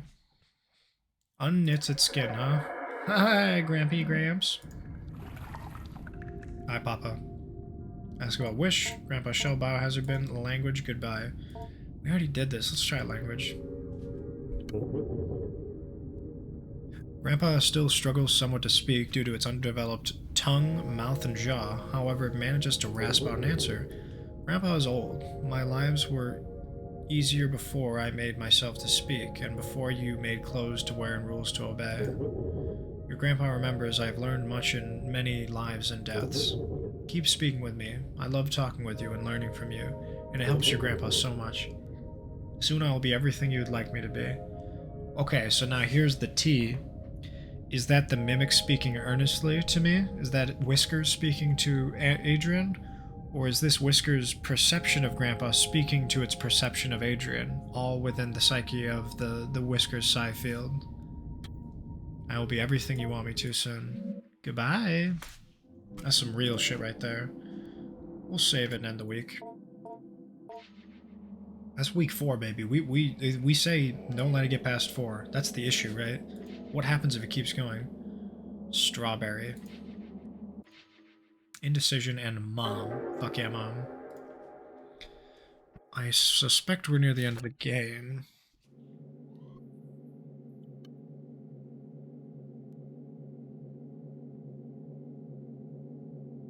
The time I have to spend compiling an evaluation on Adrian is almost up, and I still can't say what to make of her changes in mood. It is of course the case that children of Adrian's age are nowhere near finished learning and growing. I may have to simply be happy that Adrian was able to improve her attitude. However, something in the odd and occasionally grotesque stories she continues to bring up to me still strike me as meaningful. How has your week been, Adrian? Grandpa's almost ready. He's almost finished. Well, sort of. Ah. He's almost as big as his shell now. He has a face. He can talk pretty well and almost has legs. I see. As before, I have put down the story she told me as best I could. Alright, Adrian told me about growing a grandpa. Let's start outside. Let's just run through it all. Darkness in the shadowy corner will examine. Trash.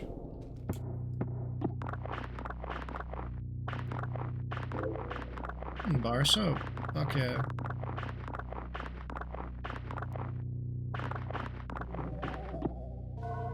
Bar soap isn't really food. He might like it. Bulbous growth. Can't. No knife. Got it. Anything here? Gotcha. Nothing yet. Investigado.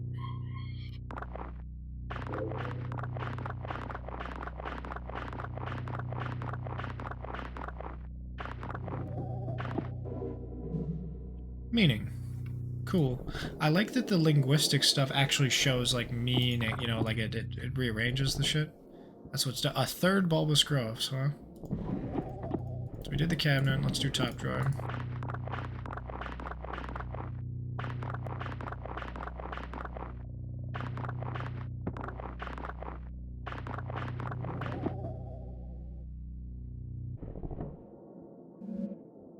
A third one. Damn.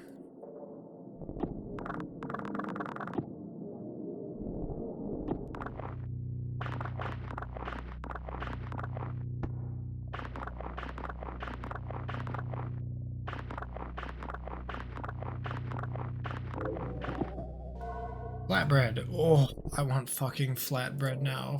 Stop. I never thought I'd be hungry from growing your grandpa. It's hard work, bro. This shit is thirsty work.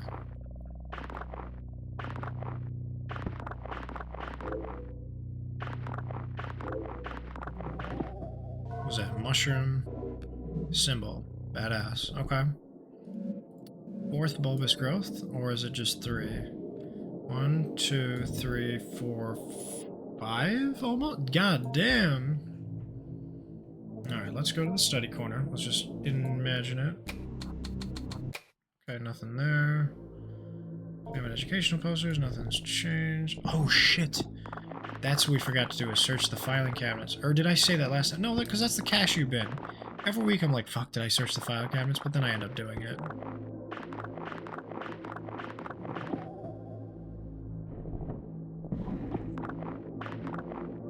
Why is there so much trash in these rooms? Like, what is causing the trash? Is it Whiskers? Or are the family coming down here? Because if the family comes down here, it's over. You know? Okay. Also, where's this food coming from? Is it all just our imagination? Jackfruit. So I've collected all the foods. Now let's prepare. An apple and a bar of soap. Yes, sir. Nothing and nothing. Okay. Now let's prepare some food. We'll go to Grandpa. We'll feed my boy. Let's start with the gross stuff. I want to feed him the lettuce. I know he doesn't like it. It will sate his hunger, but that is all. And then we'll try to... Whoa. I almost exited the game entirely. So it's like 2 or 3 items he'll eat. Finds it palatable. Okay. Now let's try the mushroom. Seems indifferent, but we'll accept it as a meal. Okay, so the indifferent shit is what we want to get rid of. And now we'll do the concealed soap. Unable to detect the appealing item. Let's see, so now we'll get him to throw up. Quickly consumed. The meal seems to be causing some indigestion. Empties its lunch. Contents are deposited in the pool of Grandpa's previous stomach explosion. So now let's do flatbread.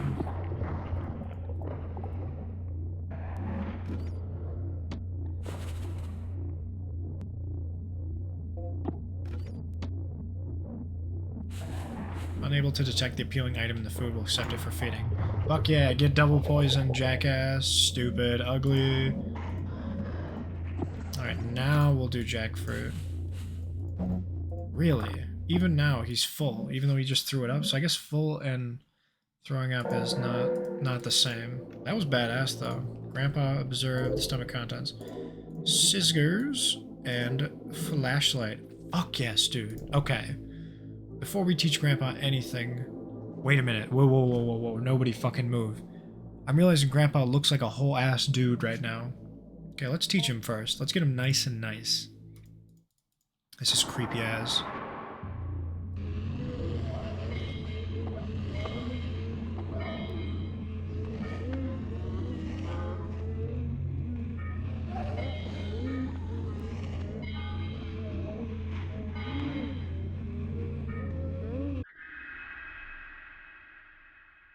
Alright, what do we got here? Meaning.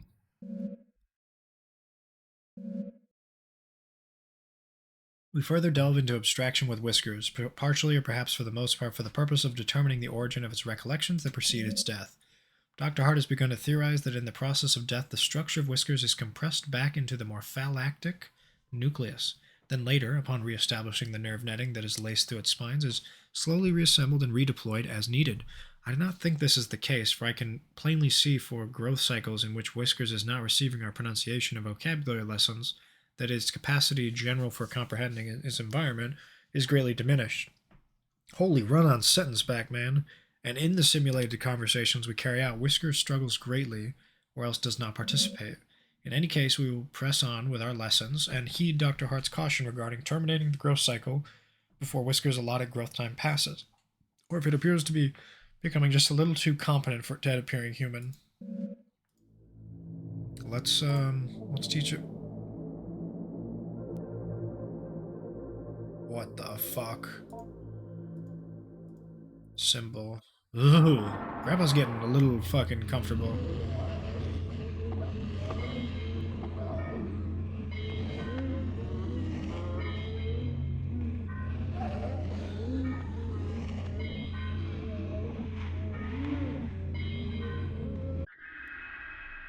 Alright, this is the last word that I can recall. Symbol.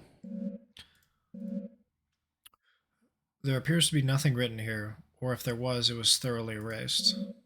I don't like that. We're gonna say real quick. I'm gonna go and exit. We're gonna go fucking peep the waste bin and the bookshelf. Okay. 3, 2, 3, 2, 4, 5. Thank you, Barry. The lid unlocks, and with some effort you move the heavy lid off the bin. A photo of your father as a young man. Hi, Wolf. Alright. I suppose this is as good a time as any to have the Eldritch up. Recognition of this face kicks off a cascade of emotional and deep meaning within your psyche. I'd like to grab the little fucking thingy here. Oh well. Bookshelf. Oh my god, little boys! Discourse of the subordination of hidden beings. On the virtue of the prudent when dealing with devils, seen or unseen, the splendors and terrors of God's creations inhabits the world of both seen and unseen. Just as one will not grapple with a lion lest they be a fool, one will not approach a being of a mind or aether without foreknowledge thereof. It's coffin season. There are beings with no form, hiding between towering columns of air, and only appearing by slipping into the heart or mind of evil and unclean men. But still, there are more beings which straddle the realm between the seen and unseen creatures, feeling through the air to see the heart and mind of men. It is only by God's grace and his angels and servants crushing these beings under heel that a magician might compel them to the magician's will, and so a magician must be perfectly clear and unerring in intent and ritual, granted to us by God, and else these devils, seen or unseen, will devour them, that being their nature. Any devourers? On the nourishing of devils of a particular type, certain devils of a particular nature are nourished by the element of fire, others by attention in prayer, me, give me attention or I'll die, given to their idols, still others by stranger and more obscure means. By God's grace, the requirement for nourishing a devil as part of a contract only requires a token of these givings, that is, a symbol. If a devil hungers after flesh, and would strip a man to his bones in its devouring, the devil's hunger in nature, which thirst for flesh, can be held in abeyance in the ritual act of giving blood in only a few drops. However, the contract must be completed in full, for if the magician errs and does not provide in the devil instruction and guidance, the devil, once abjured to do no harm upon the magician, will return to its devouring nature. Okay, so we gotta give it some blood. What is this? Simple paper doll. We have 2 paper dolls now. Okay, now let's try this. Let's peep the... There's no trash. What I want to do is cut the bulbous growth. Carefully make an incision into the growth with your scissors. It's now possible to take a look inside. You peer into the small opening created by your incision. In the oily cavity, a powerful smell of rot arises, and many smell increate beings lay motionless and dead. However, you just barely hear the near silent slithering of something, or maybe it's just your imagination. God bless.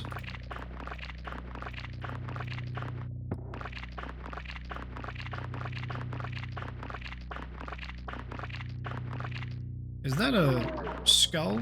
What the fuck is that? Anthropoid remnant number 1. A self-sufficient animal form knit together from years of ambient thoughts left to crawl around the basement. Grandpa may enjoy the flesh. This is not what I had in mind when the British refer to their Jammy Dodgers as that squidgy center. This is not the squidgy center I'm interested in. That's a full-ass skull. Little friends. Okay, that's really funny. He's just a little guy, according to the game. Bulbous growth, baby. Take a look inside. Oil cavity, the powerful smell around arises and many small increate beings laid motionless and dead. The near slithering.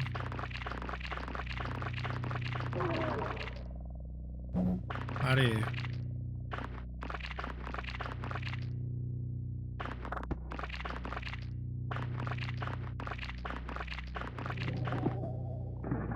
Self-sufficient animal, Grandpa may enjoy this flesh. Badass. Just to make sure, yeah, these are all clean.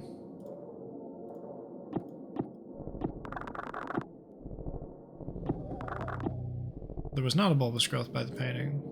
Okay. What about this one?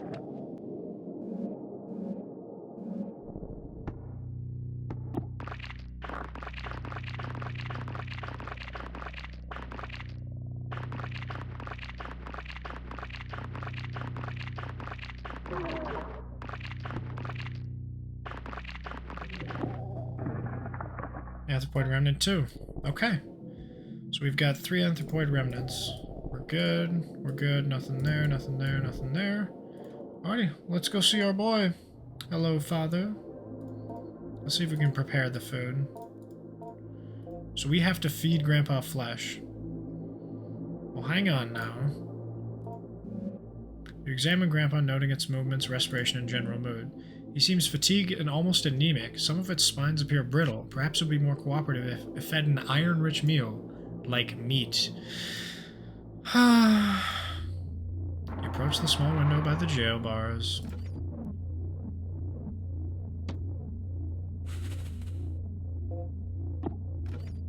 I love how they... Okay, hang on. Forgive me, but I got a joke here. How can I be homophobic? My bitch is gay. Hitman in a top try, see a man topless, even a stick is gay. Hugging my brothers and say that I love them, but I don't swing that way. Anthropoid spin. The trap still running on Christmas Day.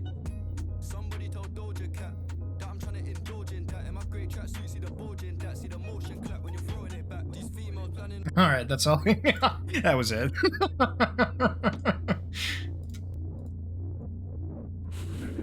Seems excited by the flesh smell, and its clinically wave is frenzy. What do you got, Grandpa? What is it? What's going on, big dog? The meal appears to have been particularly well received. Your offering of flesh stirs something within Grandpa. From within the folds of its body, a wiry proboscis-like appendage begins to emerge. It may be worth taking a look at this after the feeding. Knowledge you have recently acquired has given you access to new conversation. Meat. Oh, sorry, proboscis. Has been sated, but may be aroused again very soon. What? I mean, I can't... Grandpa finds it palatable. Meal appears to have been sufficient. I mean, I can't feed him again. Just like that. Okay. Grandpa grunts in satisfaction. Man, me just saying Benny Benassi, or me saying satisfaction, I want to listen to that song by Benny Benassi. Ready to cooperate. Let's get our dog in there. Examine the proboscis. What do we got? Your motion to Grandpa to approach and point to the thin protuberance. Grandpa silently ambles towards the bar and fully extends it towards you. A minuscule needle extends from its tip. There appears to be one more thing you must give, if only for the sake of propriety. The doll, right?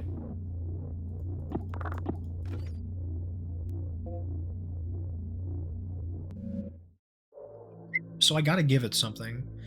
Grandpa's proboscis is out. Oh my god, Grandpa, you dog. We gotta teach my dog.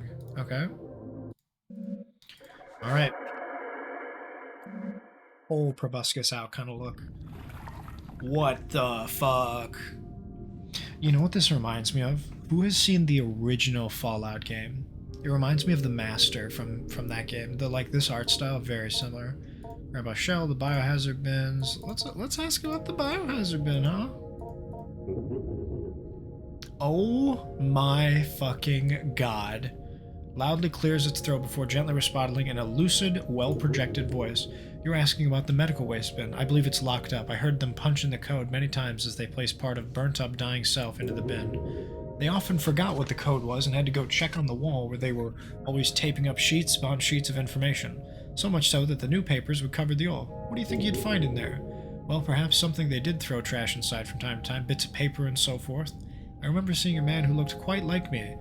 His daughter had given him a photo of her new boyfriend. He threw it in the bin in disgust and joked with one of his colleagues. It may be in there still for all I know. Okay, so let's ask about the wish. I want his full answer. You're asking about your wish. When you wished for me to come back, that's when I knew I would. Your desperation was strong, and your wish for your parents, well, if you give me what I want, I'll give you what you want. You know I love you. I am for you, whatever you want, and I love you just as much as you love me. But desperation and love is not enough. People deep down know they can't get what they wish for without some transformation.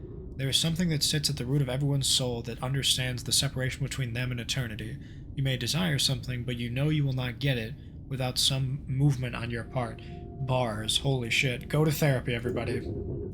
So it is not enough to just wish, which you know will not work. You must wish and a little more, to transform your intention into something a little more fructify. That might fructify. It would bear fruit, or desire to become reality. Let's ask about the shell. Give it ear. Give it ear. Grandpa, you're asking about my shell. Well, you see, I like to have something to grow in. Something shaped like a person. It helps to have something surrounding me when I don't have skin. My whiskers do the growing. My whiskers? Yes, you know, the little hairy things. I am a part of it, and it is a part of me. However, my whiskers are what heard you wishing for me to come back, and so they went to work in the shell you provided. The shell also helps you envision me as what you desire. You have such a nice imagination. If I weren't in my shell, you'd have my whiskers exposed and knitting through my face. That might interrupt the feedback loop of my reading your desires. Then acting upon the desires I have read, and then once again reading your reaction, we wouldn't want to have interfered with. The material of the doll you put down is good fit. It's not the most comfortable, but it's quite flexible, and thankfully my shell was able to adjust nicely to its growth. I gotta know what this motherfucker knows. It talks about language. You're asking about language? Well, the more you taught me, the more I was able to learn myself by hearing what you were thinking and saying. About a week ago, I could speak a little bit, but I was less of what you imagined to me, and not quite the talker I am at the moment. Part of what I am saying is, of course, made up of what you expect me to say. I think I'm very comfortable being open and honest with you because I am your grandpa, and I love you, and certainly what makes up part of what I am. Okay, does Whiskers love her, or is Whiskers projecting the imagination of love on her? However, there is a part of me deeper down, the thing that created me maybe, that undying nucleus. It is answering for me as well, and is unaffected by whoever might shape what I become with their thoughts. Let's leave those little friends. Ah, you're asking about my little friends. Well, yes, they come from me. They grow around me in little pockets of flesh and protoplasm. Think of them like dreams, maybe. I'll explain. Have you ever had a dream? Have you ever had a dream? You thought where you never wake up? It was sort of like a bunch of people, places, and events you experienced, all mixed up and jumbled up. It's a sorting through and disposing of the refuse of the mind. That you could be anything?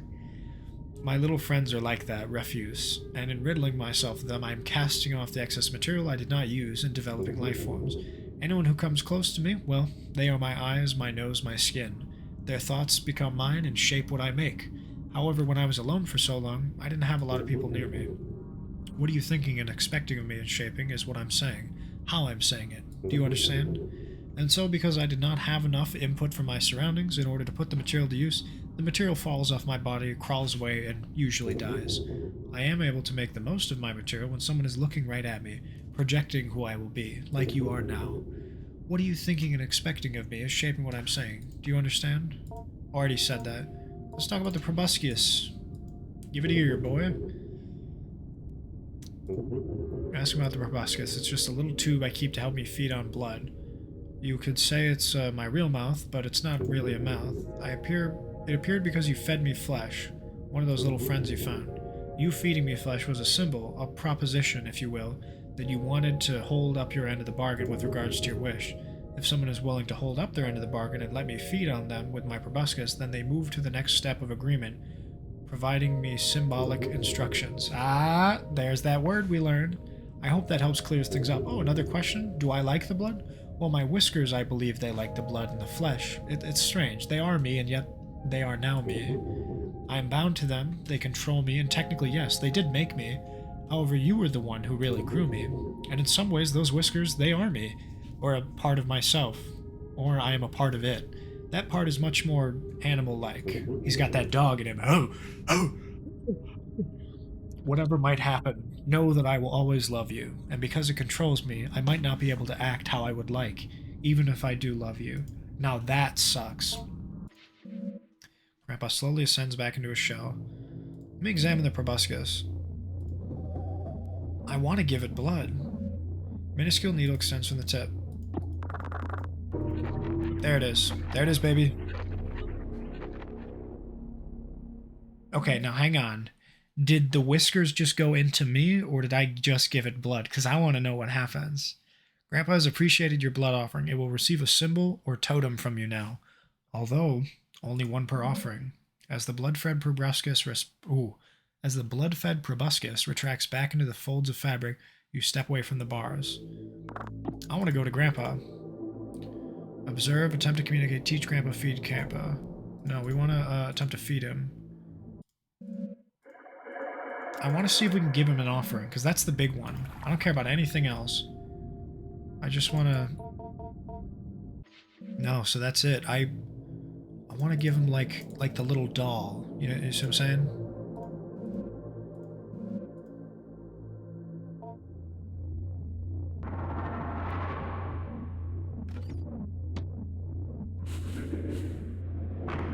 There it is. So now we can do it again. That's the big thing. From within the folds, the proboscis-like appendage begins to emerge. Yeah, I want to do this all in 1 week. I'm not trying to fucking sit here.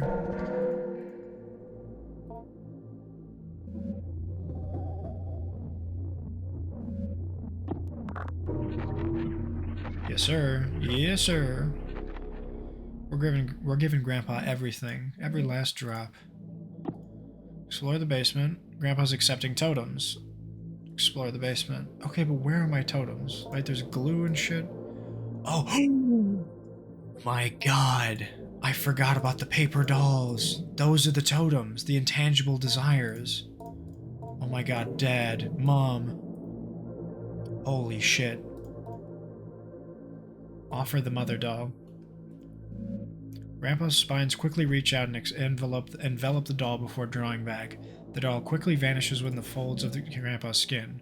Constructing and then offering your mother's image to Grandpa, symbolically sated by the blood, instills in you a concrete sense of completion. Grandpa gives a soft, affirming grunt as it senses deep within your mind the ritual transformation of your desire, although Grandpa must receive both mother and father totem before the fulfillment of your wish is assembled. Wait, so what is my... Doesn't seem interested in the father doll. Well, then let's feed him the meat.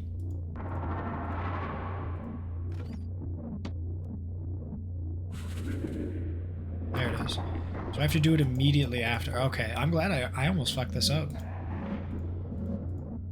Okay, and then we'll feed him the blood.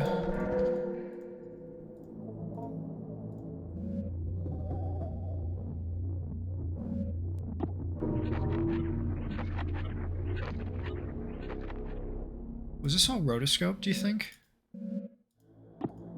Now let's offer the doll. Approach the bars, hold out the father symbol. Quickly reaching out, blah blah blah, same thing. Concrete sense of completion, soft affirming grunt. Must receive both mother and doll for it to be fulfilled. Can I be real with you? I didn't know you could do all this in the last week, lol. You have gained the conversation contract, completed contract. Did you do this? Oh, we can't feed him anything. We're done. That's it, baby. We're done.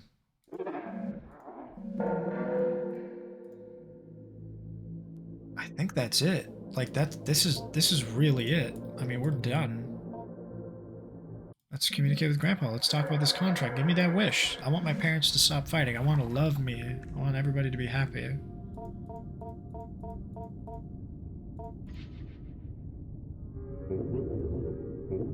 Thank you so much for completing the contract. I'll definitely help you out with your parents. Just give me a little time and I'll be ready to act. I watched Magiplayed and they did procedurally over the weeks instead of all in one.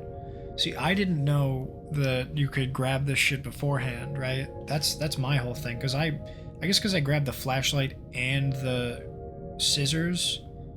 Cause I suppose the scissors was the third time, and that I guess that was my issue, is that I didn't make him throw up immediately. I think you'll be very happy. Your grandpa is very happy too. You did it all by yourself, you know. I couldn't have helped you if I tried. Grandpa knows how praise works. He's got a sticker book in there.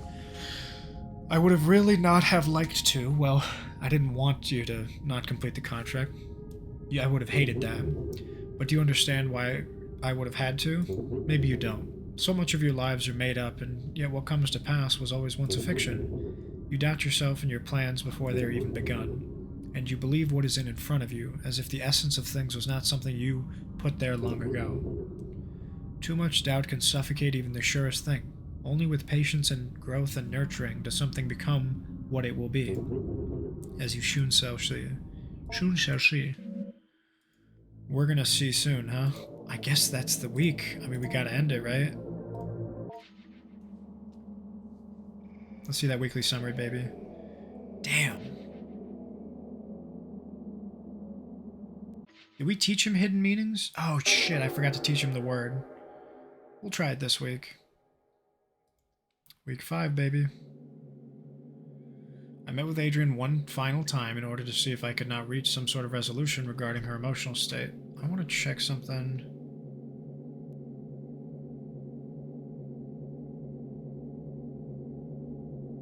Regarding her emotional trouble. In these last few weeks, according to the reports of her teacher and peers, she has shown a remarkable transformation in conduct. I would also add my voice to this consensus. It seems as if in our time together, much has changed for the better. I'm not suggesting our meetings were the sole source of her sea change. I think something has happened in her home life that has reoriented Adrian completely. She seems to suggest as much, at least in her usual esoteric way when we last spoke. Something tells me something may have changed with Grandpa. Yes, well, something did change. I will write down her words verbatim. I went down the stairs like I always did, but I sort of felt like something was different. My parents weren't arguing, and I felt something had changed with Grandpa too. There was a weird noise, but I wasn't afraid.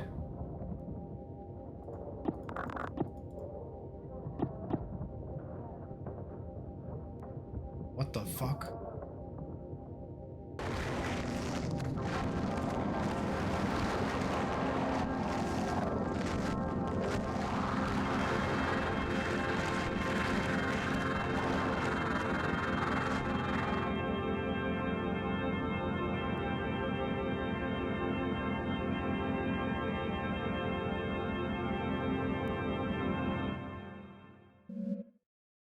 I think Grandpa had to leave, but before he left, he made my parents nice. He reached inside and changed them.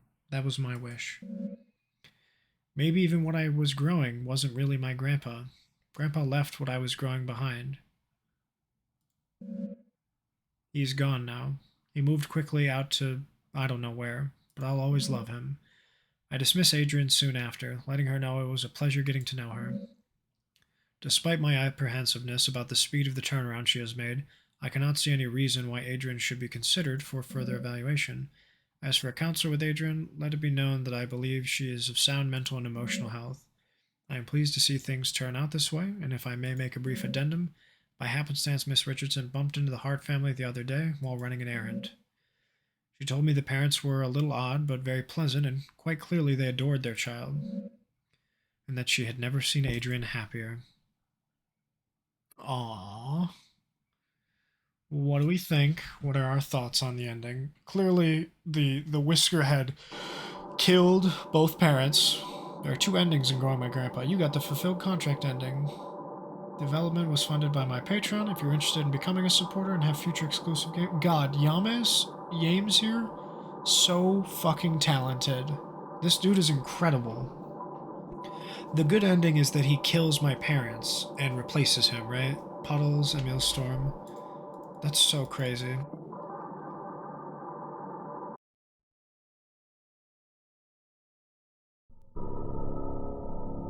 I guess my question is, do we want to try and get the bad ending? Because we've been on the game for about 2 hours. I mean, I can just... I would have to do a new game, right?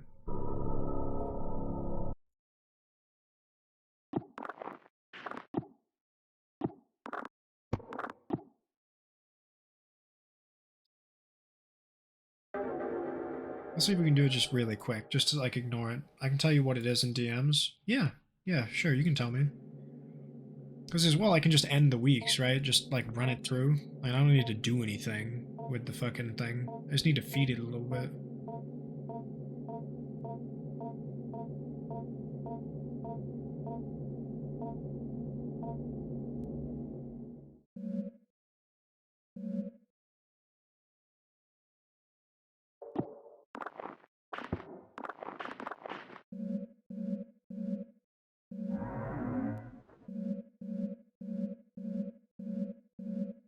So that thing is just coming out of the woodwork there. It's coming out of the drain. So we need to make Grandpa. So we need the doll. I fucking love this doll, bro. It's so cute. Love the little guy. Really all we need is the fucking glue, right? And the picture of Grandpa.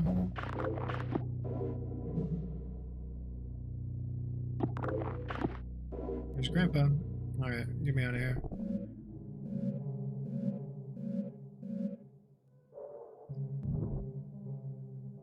I can't even remember if there's anything good in here that we need. No, there isn't.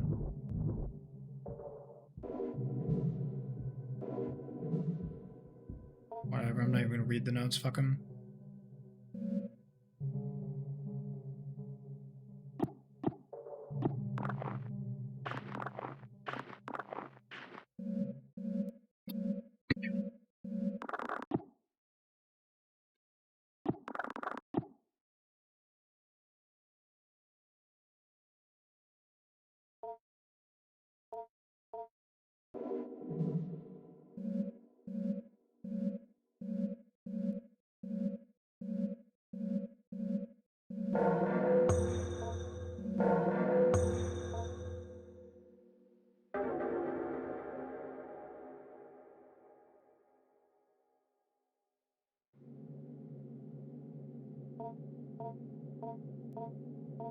Damn, there's a lot of reading in this game, but I feel like you can do it really quick if you don't care.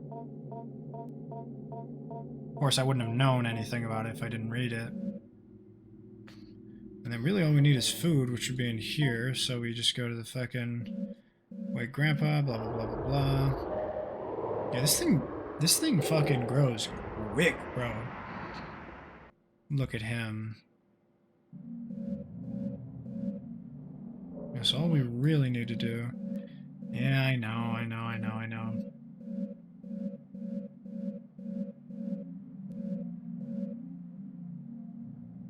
Kitchen corner.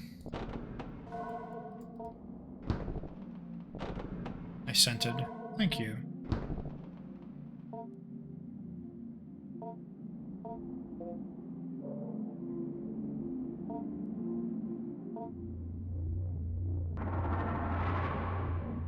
Shit.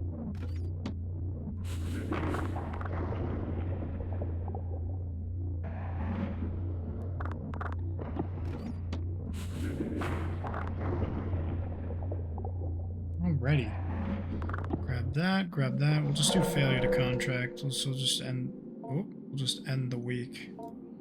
Oh, I can't. Right.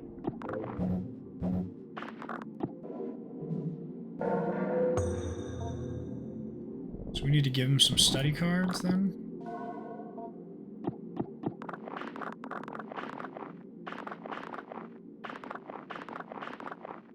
Alright lads, so while I'm working through this, I'd like to just have a soft poll here. So I've got two options, right? We've got two games we can play after this. One is what were the two fucking games? Sorry, one second. So the one game I decided is Discover My Body. It seems pretty short, kind of like this. And the other one is Tax Filing. Both are itch horror games. Which would you guys like to see next? Because I'll try to do either, but I want to start one in case I don't get to finish it. So we can continue with the theme of body horror, or we can do a nice change of pace and have some reality horror of having to do taxes.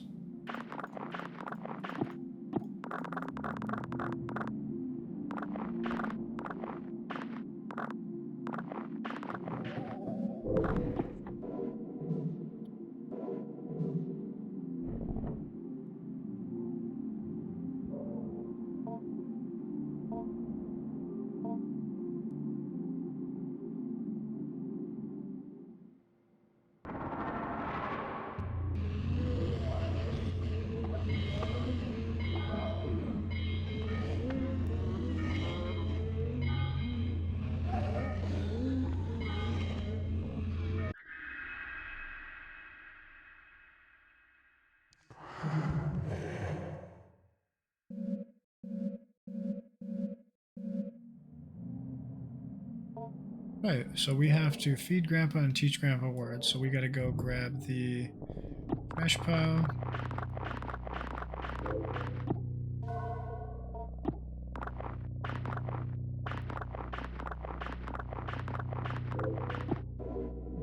Right, so that's really all we need, right, is food and or sustenance. Right, like we really just need those two. Oop, fuck. Sorry, Grandpa, I didn't mean to do it. Wrong button, sorry. Poor thing. Aw, pobrecito. Teach Grandpa hello. Alrighty. Excuse me.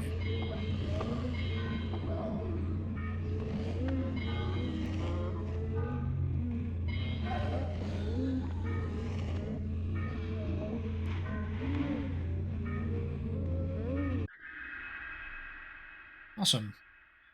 So this is week 2 in the books. It's not that hard, right? Like all that other shit, you don't really need it.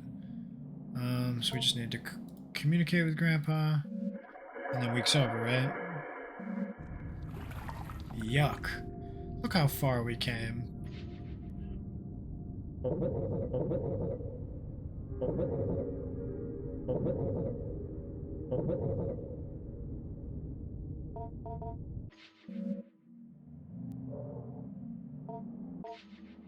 So we just have to talk to them. Okay. Easy peasy. Language.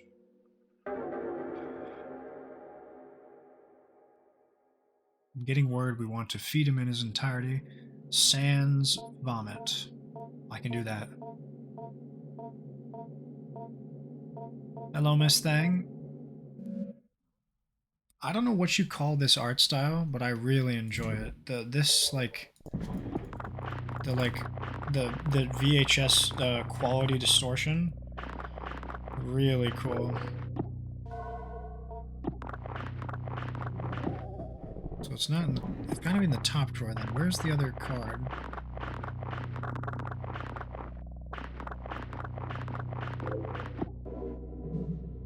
I'm guessing successful contract fulfillment is the good ending. The bad ending would be unsuccessful contract fulfillment. So we probably have to feed him the meat, but without blood. That would be my guess.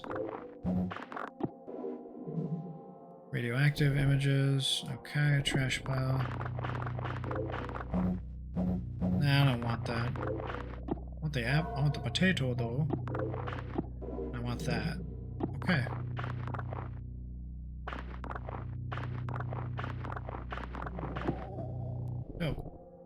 Alright, we're good. If you go out in the woods today, you're sure to get a surprise. If you go out in the woods today. Maybe don't even give him meat. Okay, I can do that. I just want to see what happens. I don't know. Like, as much as this is annoying, I appreciate this game enough that I want to just, I want to investigate. It's very interesting to me. The guy who made it did good work, and I want to fully realize his ideals. Feed my boy, feed my boy. He likes cashews. Yum, yum, yum, yum. Oh, easy there, big dog.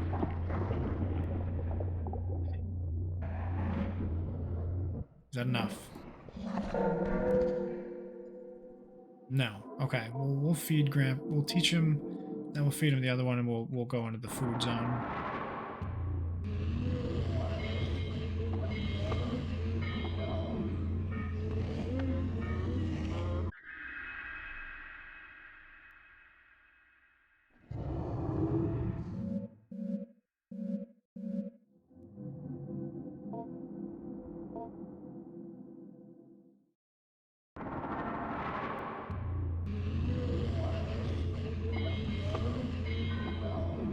I do like as well that the mouth flaps match what it's supposed to be for the word. I think that's very cool.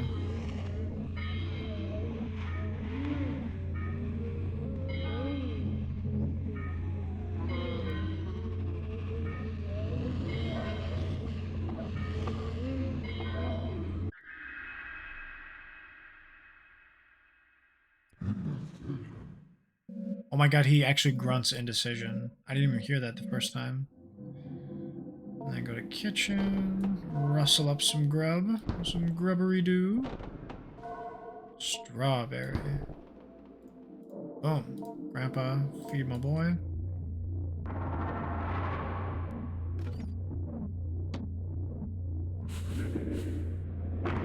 Will sate his hunger, but that is all. Man, how come... What do you mean you don't like strawberries? They're like punch meme. Alrighty. Now let's end the week.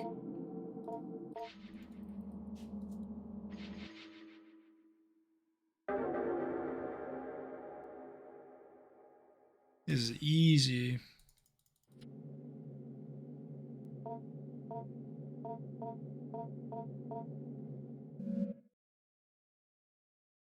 I assume there's a card in here. I don't remember where is what.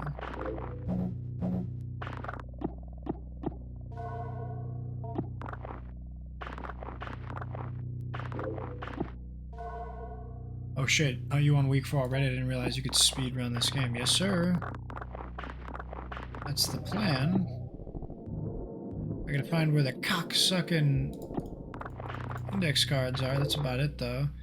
The damn fiberglass, once more. It's there every week, though, which is interesting. See, I didn't realize that.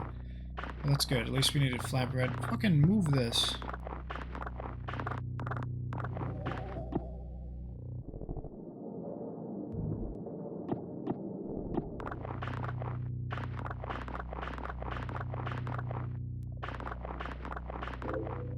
There it is. That's what we're looking for. That's what it's all about.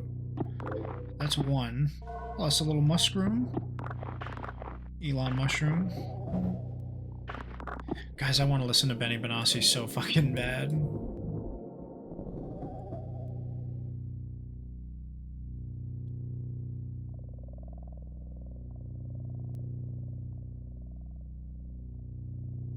Put this up while we're switching games. Put it on most we speedrun. Push me, and then just touch me, till I can get my satisfaction. Push me, and then just hurt me, till I can get my satisfaction. Satisfaction. Satisfaction. Satisfaction. I love this song too. People were like, bro, Benny Benassi is trash. All I gotta say is respect your elders, right? Like, just the beginning of, like, indie underground house music. Just fucking let him live, alright?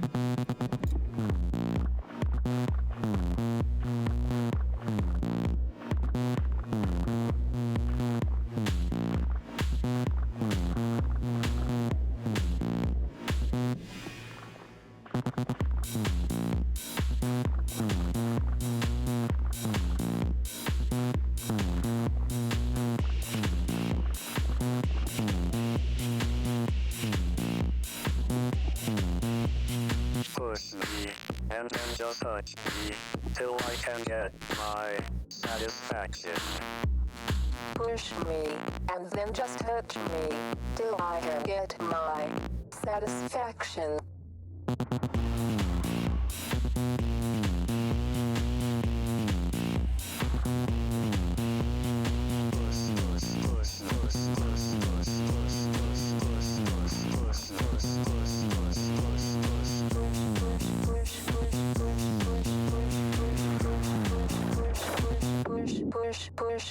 Push me, and then just touch me, till I can get my satisfaction.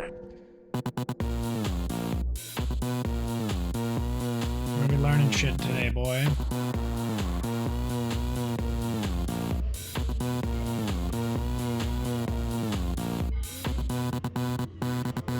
Push me, and then just touch me, till I can get my satisfaction. Push me, and then just hurt me, till I can get my satisfaction. We gotta teach him something else. Where the hell can we go else? It had to have been here. No, it's not. Where else? Ah. Satisfaction.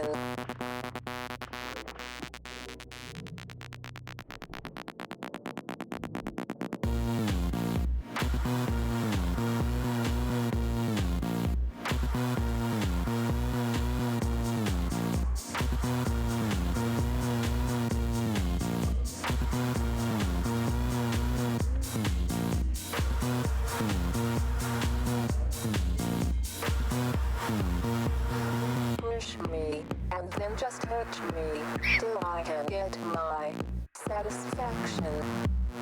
Push me, and then just touch me, till I can get my satisfaction. Alright, that should be it. I mean, we're at week 5. If I just let him roll, get out of here, I mean that's kinda it, right? Like I don't need to talk to him or anything. Come on, Adrian, good to see you. A little earlier, no matter, I suppose sometime now. How have you been? How is your grandpa? That's something I wanted to talk to you. Something happened. Oh, what happened? Nothing bad, I hope. No, nothing bad, just different, I think. Maybe even good? Well, I want to tell you about it. It was like it came from the walls. I could hear from my bedroom. There was a noise, but there was something else. Something calling. I could hear it, just barely. I was afraid somehow Grandpa hurt himself. I had to go find out. I went downstairs and the vent, the place where I first found Grandpa, or what grew him, was open. Uh-oh. Do you remember how I told you about the vent in the ceiling behind the bars? I was thinking he had climbed up into it. He had gotten so big he could have done it that. Maybe he'd gotten trapped somehow in the vent. I had to go see. Let's open the vent. I got inside. I heard the calling again, more clearly this time. Grandpa was definitely in the vent somewhere. I could feel him hearing my thoughts. I got that weird feeling, a sense of air. I had to go forward. Oh, Jesus. As I moved in closer, the vent had stuff in it, a kind of slimy, hairy stuff Grandpa would leave around a lot. He was definitely close. Something was there at the end, but it wasn't Grandpa. It looked maybe like he had made it through?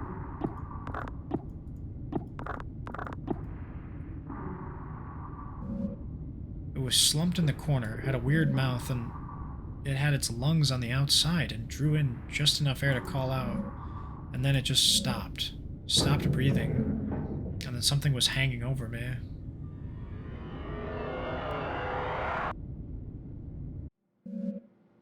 And then I woke up in my bed. In your bed? Adrian, it sounds like it was just a quite dreadful dream. Are you alright, by the way? Your face is twitching like you're about to violently sneeze. I'm fine, it's just Grandpa, you see. It took me a little while to figure it out, but later when I was brushing my teeth, I saw one of Grandpa's whiskers poking just out of the space under my eye. And I started to remember how in the vent he hid inside me. It was so fast I could barely remember, but soon I started to feel him sliding around in my head. Behind my forehead, behind my eyes and nose, it doesn't hurt at all, just ticklish. I'm glad I can be with him. Oh, I can feel him now. I think he wants to meet you. Part of him is moving down my arm. I'm starting to get worried, Adrian. You should really not be twitching like this. I should walk you to the nurse's office. Come on, let's go. You should really meet him. I've told you so much about him. Here. What are you doing, Adrian? You're starting to look very ill. Please just wait. Just stay still. He's gathering, waiting at my fingertips.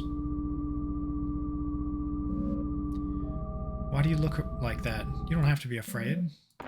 Look. Ooh. Creepy. I believe that is the end of the... what you call it? There are two endings. You got the failure of fulfillment. Yay! Woo! We beat the game! Woo! Hoorah! Hoorah! So here's the real question. Do y'all wanna play taxes? Or do y'all want to play body horror? I think in the spirit of it we could do body horror just to continue on the trend. Let's try that.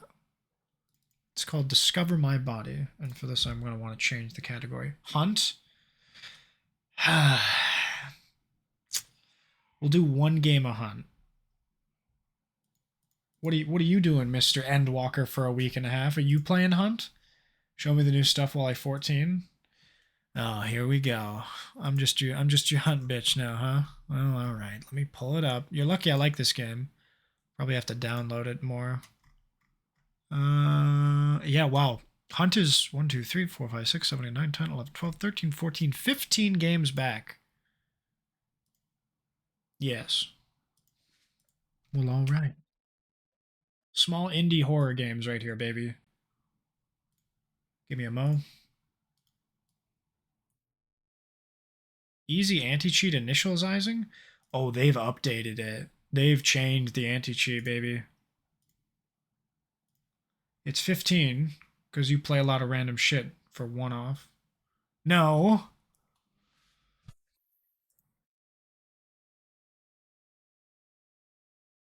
Yes. No, I don't.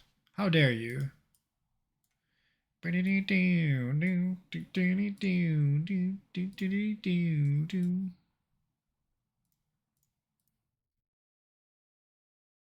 Okay, is the fucking category Hunt Showdown or what? It just keeps switching between the two.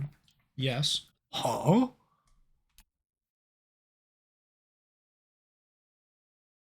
Give us a sec, lads. How far away are you until the end, big dog? Oh my goodness.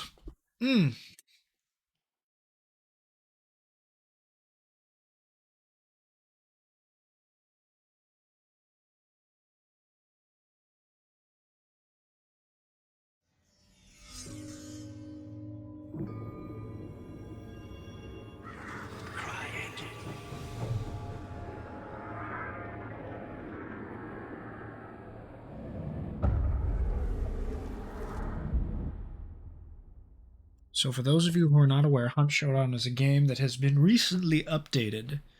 And today we're going to investigate what it is. First time I've opened this game up in weeks.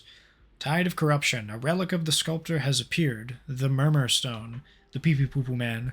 It poisons the mind of hunters as a dark inferno rages across the bayou. Fight against the corruption and rip secrets from its ashes. The Pacts. The Death Pact. Vow to restore Death's natural order. The Infernal Pact. Vow to exploit fire and chaos for power. The Demented vow to supplant the boss targets. Okay, Defiled Altar. Defiled altars have been raised across the bayou in a season of correction. Interact with them for rewards. The air blackens and reeks of hellfire with Dark Inferno. Demented hunters have unleashed a Dark Inferno that mars the sky with ash of hunter souls. Fight among the flames and survive. Tide of Corruption brings a new battle pass that unlocks additional rewards while completing the event progression. Take the battle pass bundle to get a head start. Fuck you. Scarecrow is out. Oh, I kind of love the Scarecrow. Souls of a Feather. Scourge Morrigan and Scourge Meridian. Oh, I fucking want them. I want their teeth. Wings Wake is a riposte. Heart's Dowry, and then Cage Breaker is a sticky bomb. Scarecrow outfit. The Waldman. Dog, I want it. I want it so bad. Give me a bat. It's gonna be like Far Cry. Okay, so First banish a target, first loot a hunter, first 30 event points during contract. That's when you get the pledge marks, and then the packs, yada yada yada. We know how this shit works. Well, already, let's go, let's get our boy. They fucking reset everything for the season. Well, if they reset everything, oh wait, no they didn't. I just died a bunch. Whatever, fine. We'll just do this. We'll play randos, 3-mans, and we'll get it done. We'll turn her down a little bit because I know she gets loud.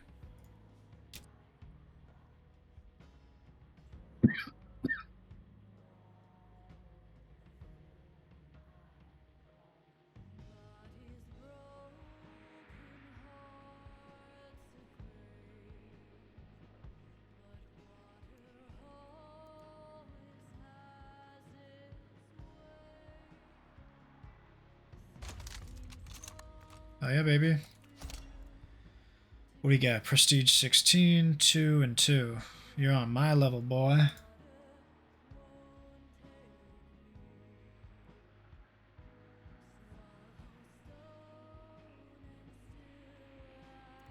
Wait, you guys are in fucking patch now? That's crazy. Hey, shit lips, hurry it up. So we got 2 rifles, then my shotgun. I think we'll be doing just fine. Old Testament and a carabiner. Damn, son, a poison sparks? Sheesh.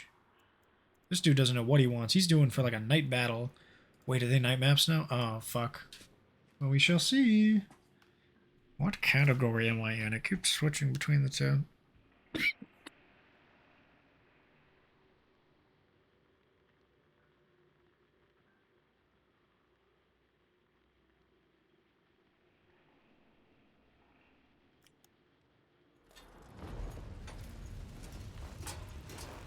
What the fuck? Burnt Marshal. Okay, that does look badass, though.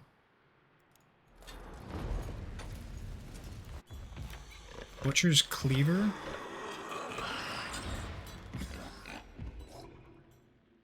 Reginald Villamont dropped on all fours when hunting feral swine, sniffing scat and divining ruins runs from mysticisms from track. He flayed wild pig throats with his teeth as he delved deeper into the bayou, finding a source of salvation and obliteration alike. The Butcher.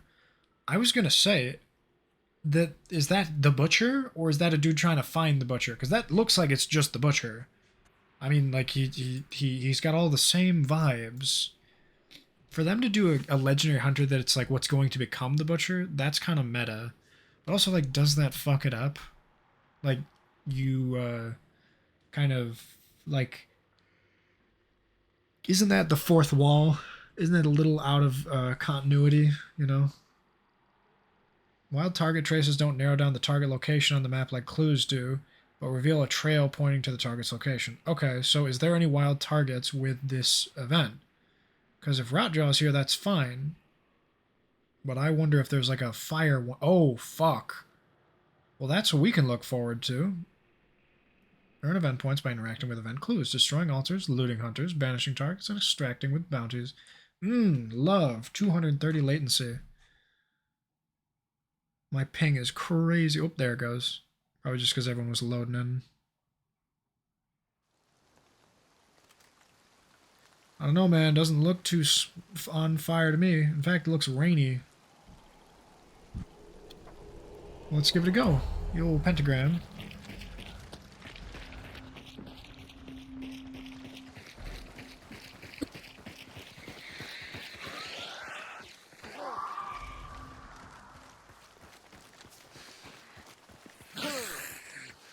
Hey, buddy.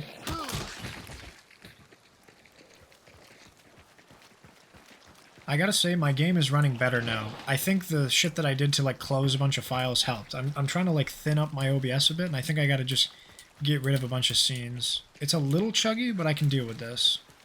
I wanted to get it better, though.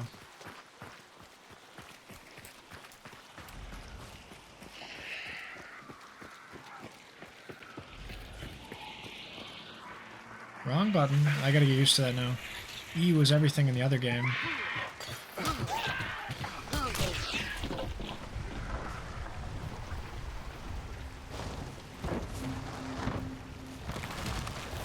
What is this? Oh my god, a jack-o'-lantern. Oh, the little lanterns. Cute.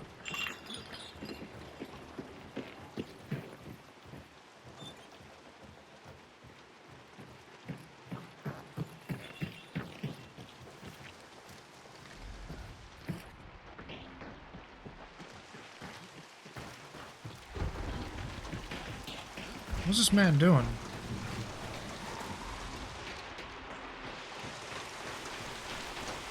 Oh, we got a snub nose? Fuck yeah.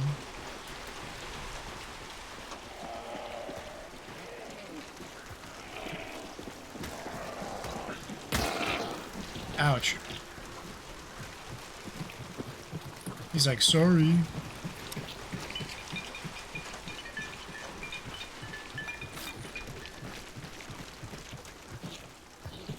I was right, I needed to turn it down just a little bit more.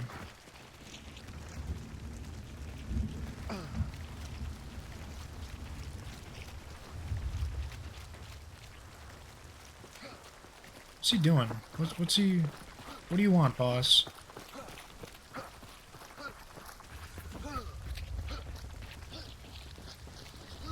What is wrong with you?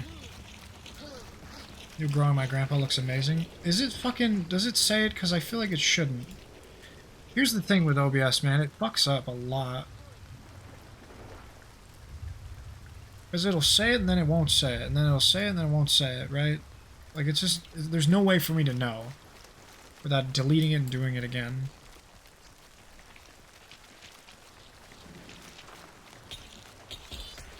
It's now hunt. It's because OBS is broken. Get out of the fucking way!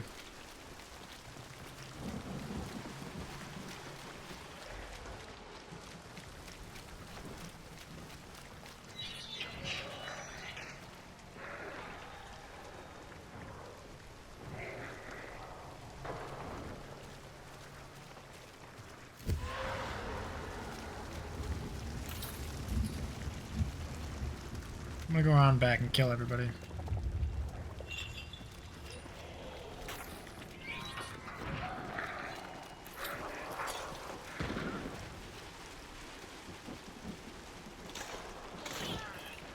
Well, that's one.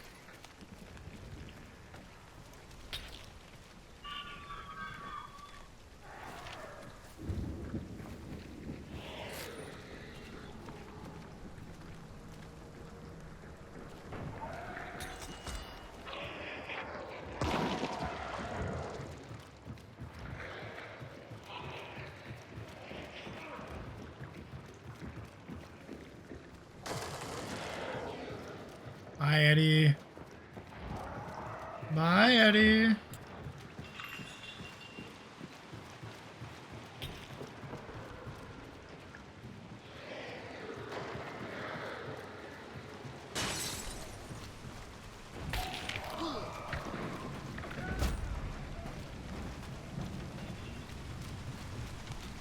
He's coming up the stairs.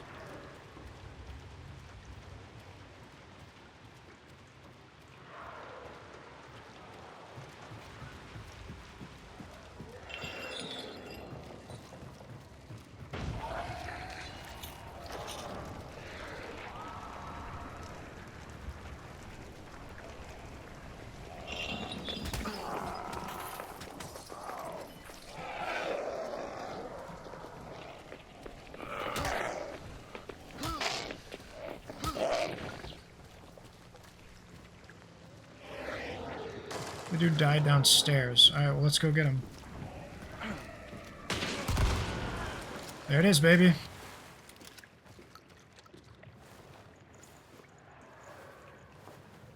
Little fucking cheeky minx. Think you can hide down here like a little rat?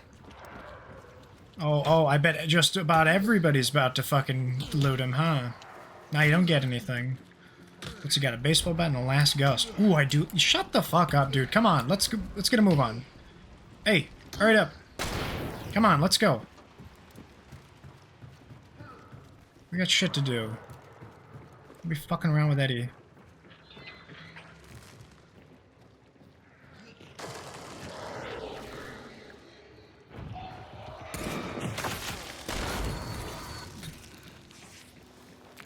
Yeah, I know, buddy.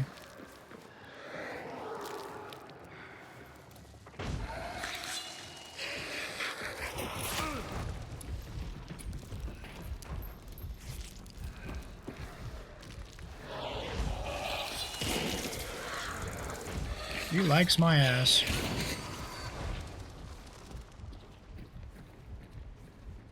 Fuck this, I'm gonna go get that guy's baseball bat. How do I get back upstairs?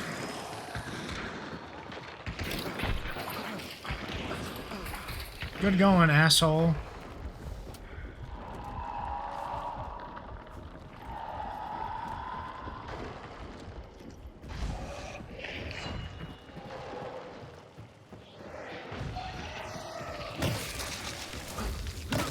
I love the fucking bats. Give me my shotgun back.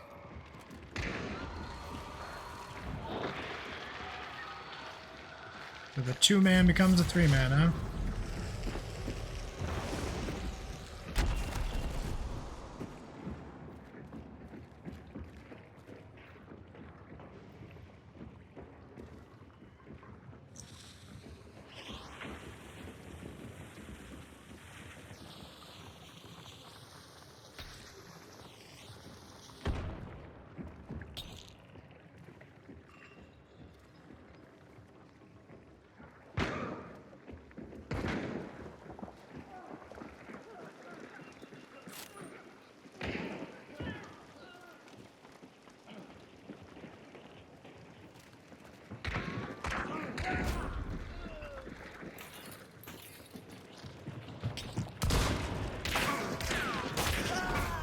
Well, I got somebody.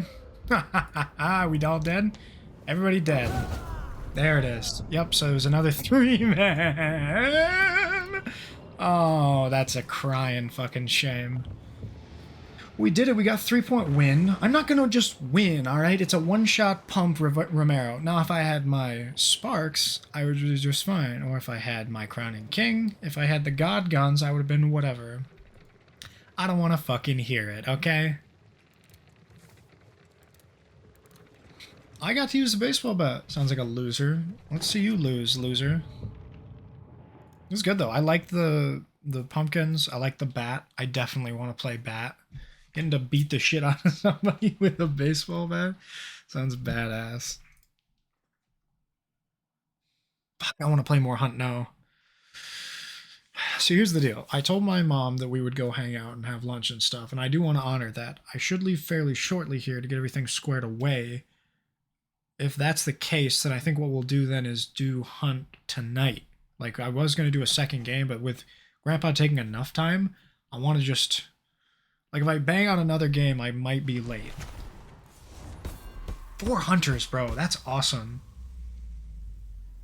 We got some sick, nasty kills. High velocity ammo. Let's check the event. Yeah, bro. 42 points. This is going to be nasty. There better be some nasty drops. Yo, Wolf. What's the Hunt Showdown / drop situation? HuntShowdown.com/Twitch drops. Let's pull this hoe up because I want to get my fucking drops. Where does it say? Which drops soon? TM. Let's do the drops campaign. Oh, don't fucking touch that. Get out of here. Get away. Yo, September 19th to October 17th, Party Animal Twitch drops.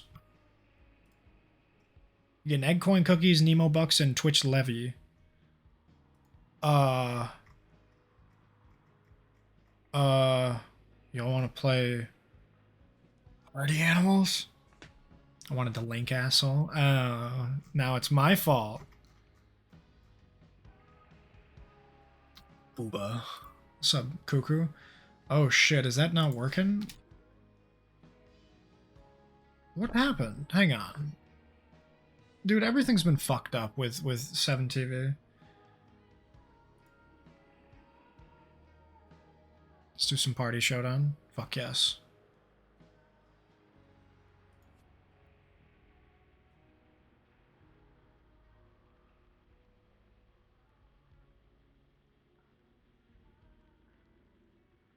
It's not working. That's what's weird. Like it just the different emotes and shit are annoying.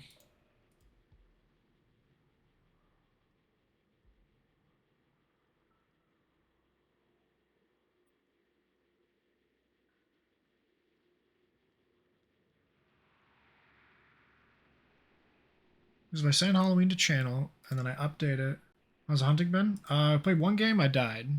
That's cool. We will. I'm not mad. You're mad. My game seems to be running a lot better, which I'm thankful for. I'm going to refresh all chat source to see if Booba pops up or not. I can just wake up from a nap and not type it all. Okay, everybody refresh. Halloween emotes are in there. There it is, baby. There it is. There it is. Fuck yes. So now that means Pumpkin Sus works. Spam your fucking emotes, baby. Let's go. Let's go, Bougie. Alrighty. What'd I get? 2 blood bomb. Sorry, 1 blood bomb. See you on the other side. So here's the deal. Even though I love Hunt, and we're going to be playing it for like the next month straight, what I want to do right now, while y'all got me here, is we're going to play a game or 2 of Party Animals, and we're going to get Twitch. Wet ass P-word. Drops. I'm even gonna have I'm gonna have my boy opened up. Now let me check something. How can I be homophobic? That's it. We're listening to that song. I fucking love this song so much. Arnold Hall. How can I be homophobic? My bitch is gay. Hitman in a top try, see a man topless, even a stick. Okay, it's a gay. gig update. We're How just do gonna my give it a brothers say second. that I love them, but I don't swing that way. The man them celebrate Eid, the trap still running on Christmas Day. Somebody told Doja Cat that I'm trying to indulge in that. In my great tracksuit, see the bulge in that. See the motion clap when you're throwing it back. These females planning on doing me wrong, so I'm grabbing a dom at the Trojan pack. Post a location after we're gone, can't slip and let them know where we're at. I don't know about you, but I value my life. Cause imagine I die, and I ain't made 100 M's yet. There's so much things I ain't done yet. Like fucking a flight attendant. I don't party, but I heard Cardi there, so fuck it, I might attend it. Gotta kick back sometimes and wonder. Finally, a how life UK would've song I been can if I bump never in the did car. take them risk and would've I prospered. Floating and I won't go under. Been out of town for a month. Absence made the love grow fonder. UK rapper, UK drill, gotta mention my name if you talk about the genre. Alright. How can I be homophobic? My bitch is gay. Hitman in a top try, see a man topless, even a stick is gay. Hugging my brothers and say that I love them, but I don't swing that way. The man them celebrate Eid, the trap still running on Christmas Day. How can I be homophobic? My bitch is gay. Hitman in a top try, see a man topless, even a stick is gay. Hugging my brothers and say that I love them, but I don't swing So that way. 800 The man megs them became celebrate 3 Eid, the gigs trap still somehow. running on Christmas Day. So it'll be another second or two. Fuck yeah, what else we got in here? Let's just listen to lo-fi. This is a little Halloween lo-fi.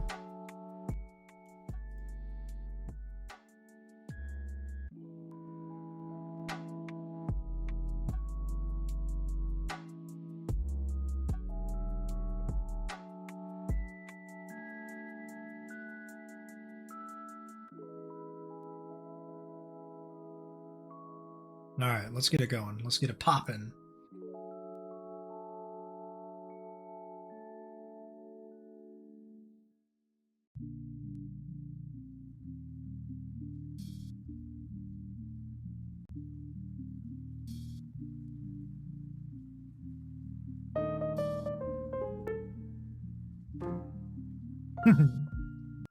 Love that shit. Okay, we'll turn it up a little bit. We'll go in North America. Fuck, I don't remember if I think I used a controller. Let's grab the old controller. Okay.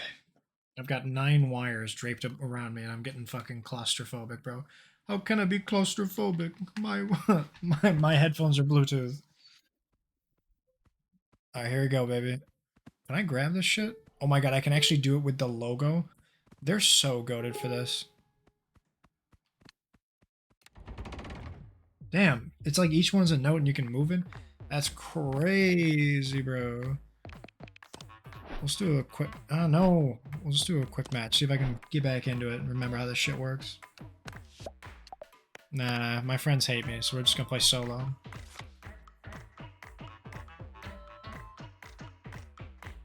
I want the Nemo bucks. That's all I'm here for. I'm gonna open up my own damn stream.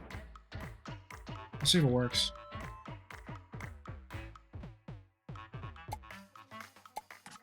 I want Gator Valley, big dog. Yes, sir. Yes, sir. Does it work? Let's see if it works.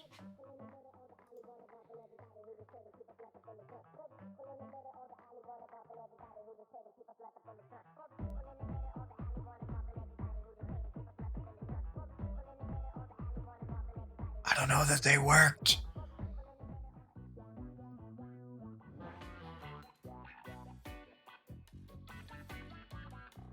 Oh well, fuck them.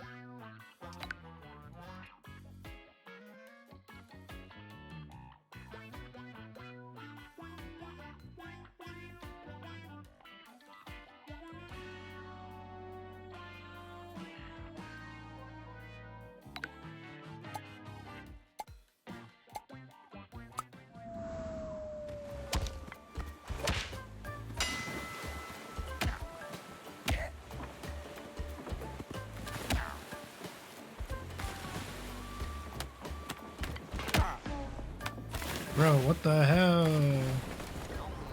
Alright, this is also a little loud, so... down just a smidgen. No! You bitch! Oh, that dude tried to grab me. That's crazy. So it's red versus blue. Alright, alright, alright, alright. What's with the gold otter? What's my man doing?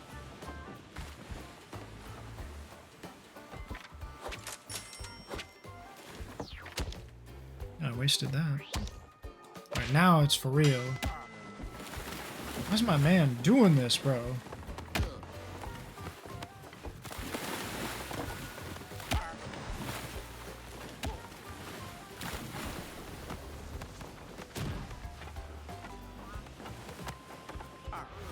Got two of them, baby. That's 2 in 1. Bargain BOGO. Fuck you guys. Now it's an even fight. God damn! You see how he threw his ass? The otter knows what's up. That's crazy. That is actually insane. Wait, whose team am I on? Blue or red? Oh my god, wait, I'm on red's team. I threw one of my own out with me. That sucks. It was not 2 on 1.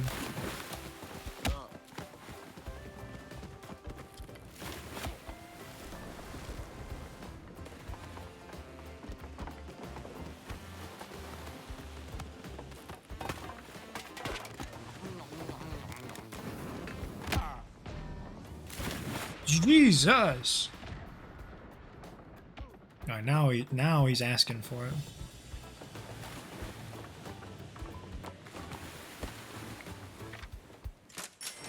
Has it been Zephyr Ferret every time? Damn! Talk about a blowout loss. Everyone's getting his ass. Get me up here. Get me up here.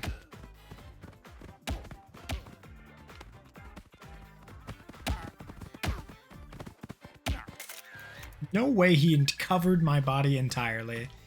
That's bizarre. Aracona. Scassa.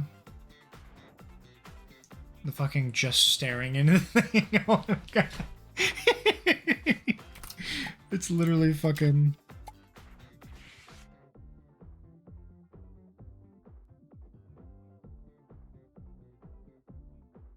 Buzzball I have not played before. Throw balls in the opponent's gate. I can do that. Jackson really said, hi. Ball will explode if more than one animal holds it. Interesting.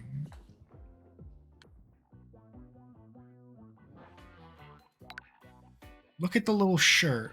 Look at the little guy. If I were to do, where is it? So there's my boy. Where's the shirt shark? So this is mine. I kind of love this. I might do one round of shirt shark. The little hammerhead can't fit in the shirt.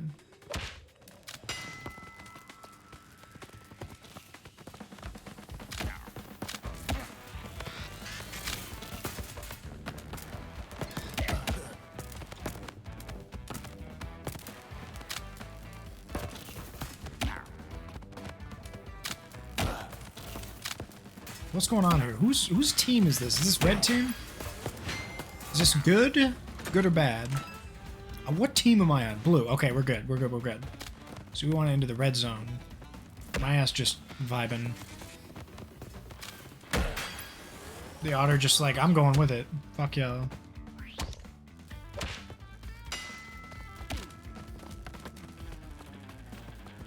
What's even happening? That's a fucking great question. We're winning. That's what's happening. Stunt on these hoes.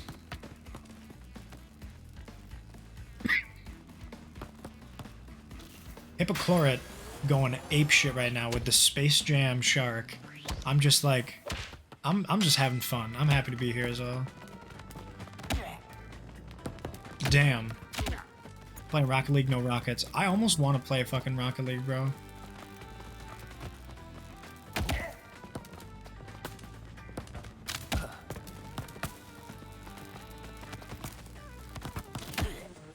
Damn, he hit my ass. Okay. There's no power-ups that I can find.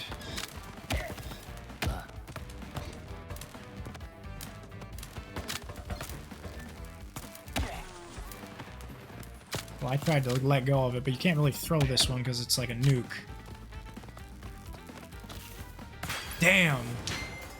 Let me in. Take it with me. Oh! I want to be with Jerry. I'll be honest, guys, this is making me want to play Rocket League, or at the very least, Lucio Ball on Overwatch. That shit had me screaming.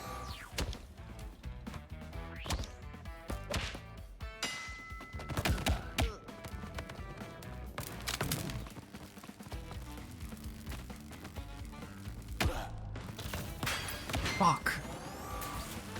Yeah, this ain't worth. My man. Look at me trying. Look at me fucking... I don't know what... He's got the spirit, he's just a little confused. I think I kicked him into it. I'll take that out.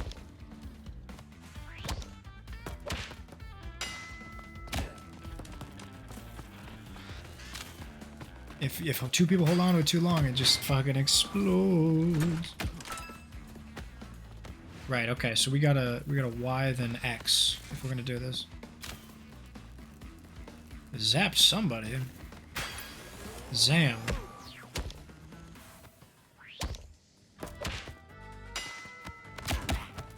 Well, that sucks.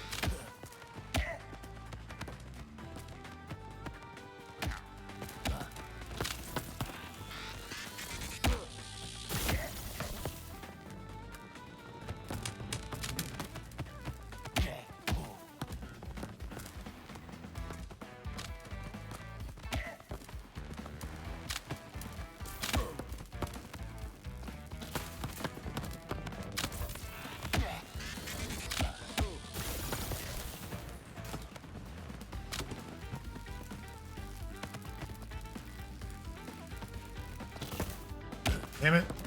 He missed, he sucks. Oh my god, I almost saved it.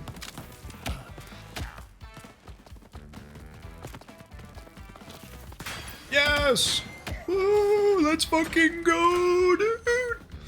Suck my dick. East side. That's how we roll. Blue gang. Throwing like gang signs and shit, just like trying to spell the word blue. B-L-O-O. So it's just the blood thing without the D at the end. Blue gang, blue gang. Hang on, hang on. We're holding back, holding back, holding back. Oh, oh. Yes!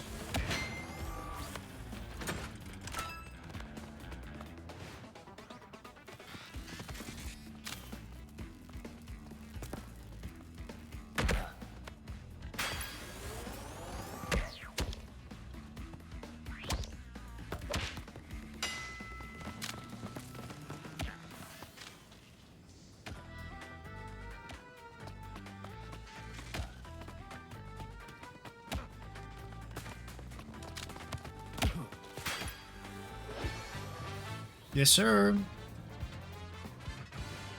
Ew. I win, baby. I win. All right, that's gonna be the last game because I got Scoot. I win. That's me. Look, Mom. There I am.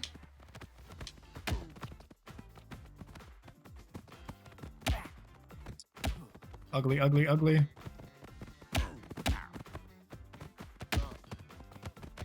Let me in. I want to be included.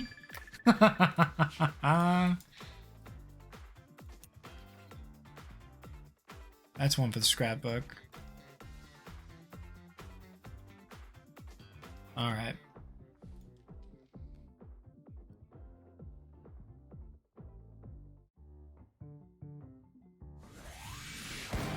What did I get? What did I win? Ooh. With me leveling up, let's go to the... Take me to the candy shop. I fucking hate human fat happy water. I need Nemo bucks, huh? Dracula, Levi... Highland... I love Boy Sparky. Look at him. Oh my gosh. Oh! Ooh. You know we gotta try Autumn Lee. Autumn Lloyd, sorry.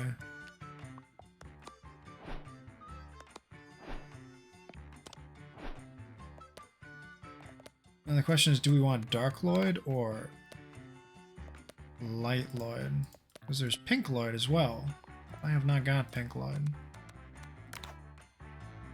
Duck in a hat? Duck in a hat, baby. Pig in the gaff, absolutely fat. Already, boyos!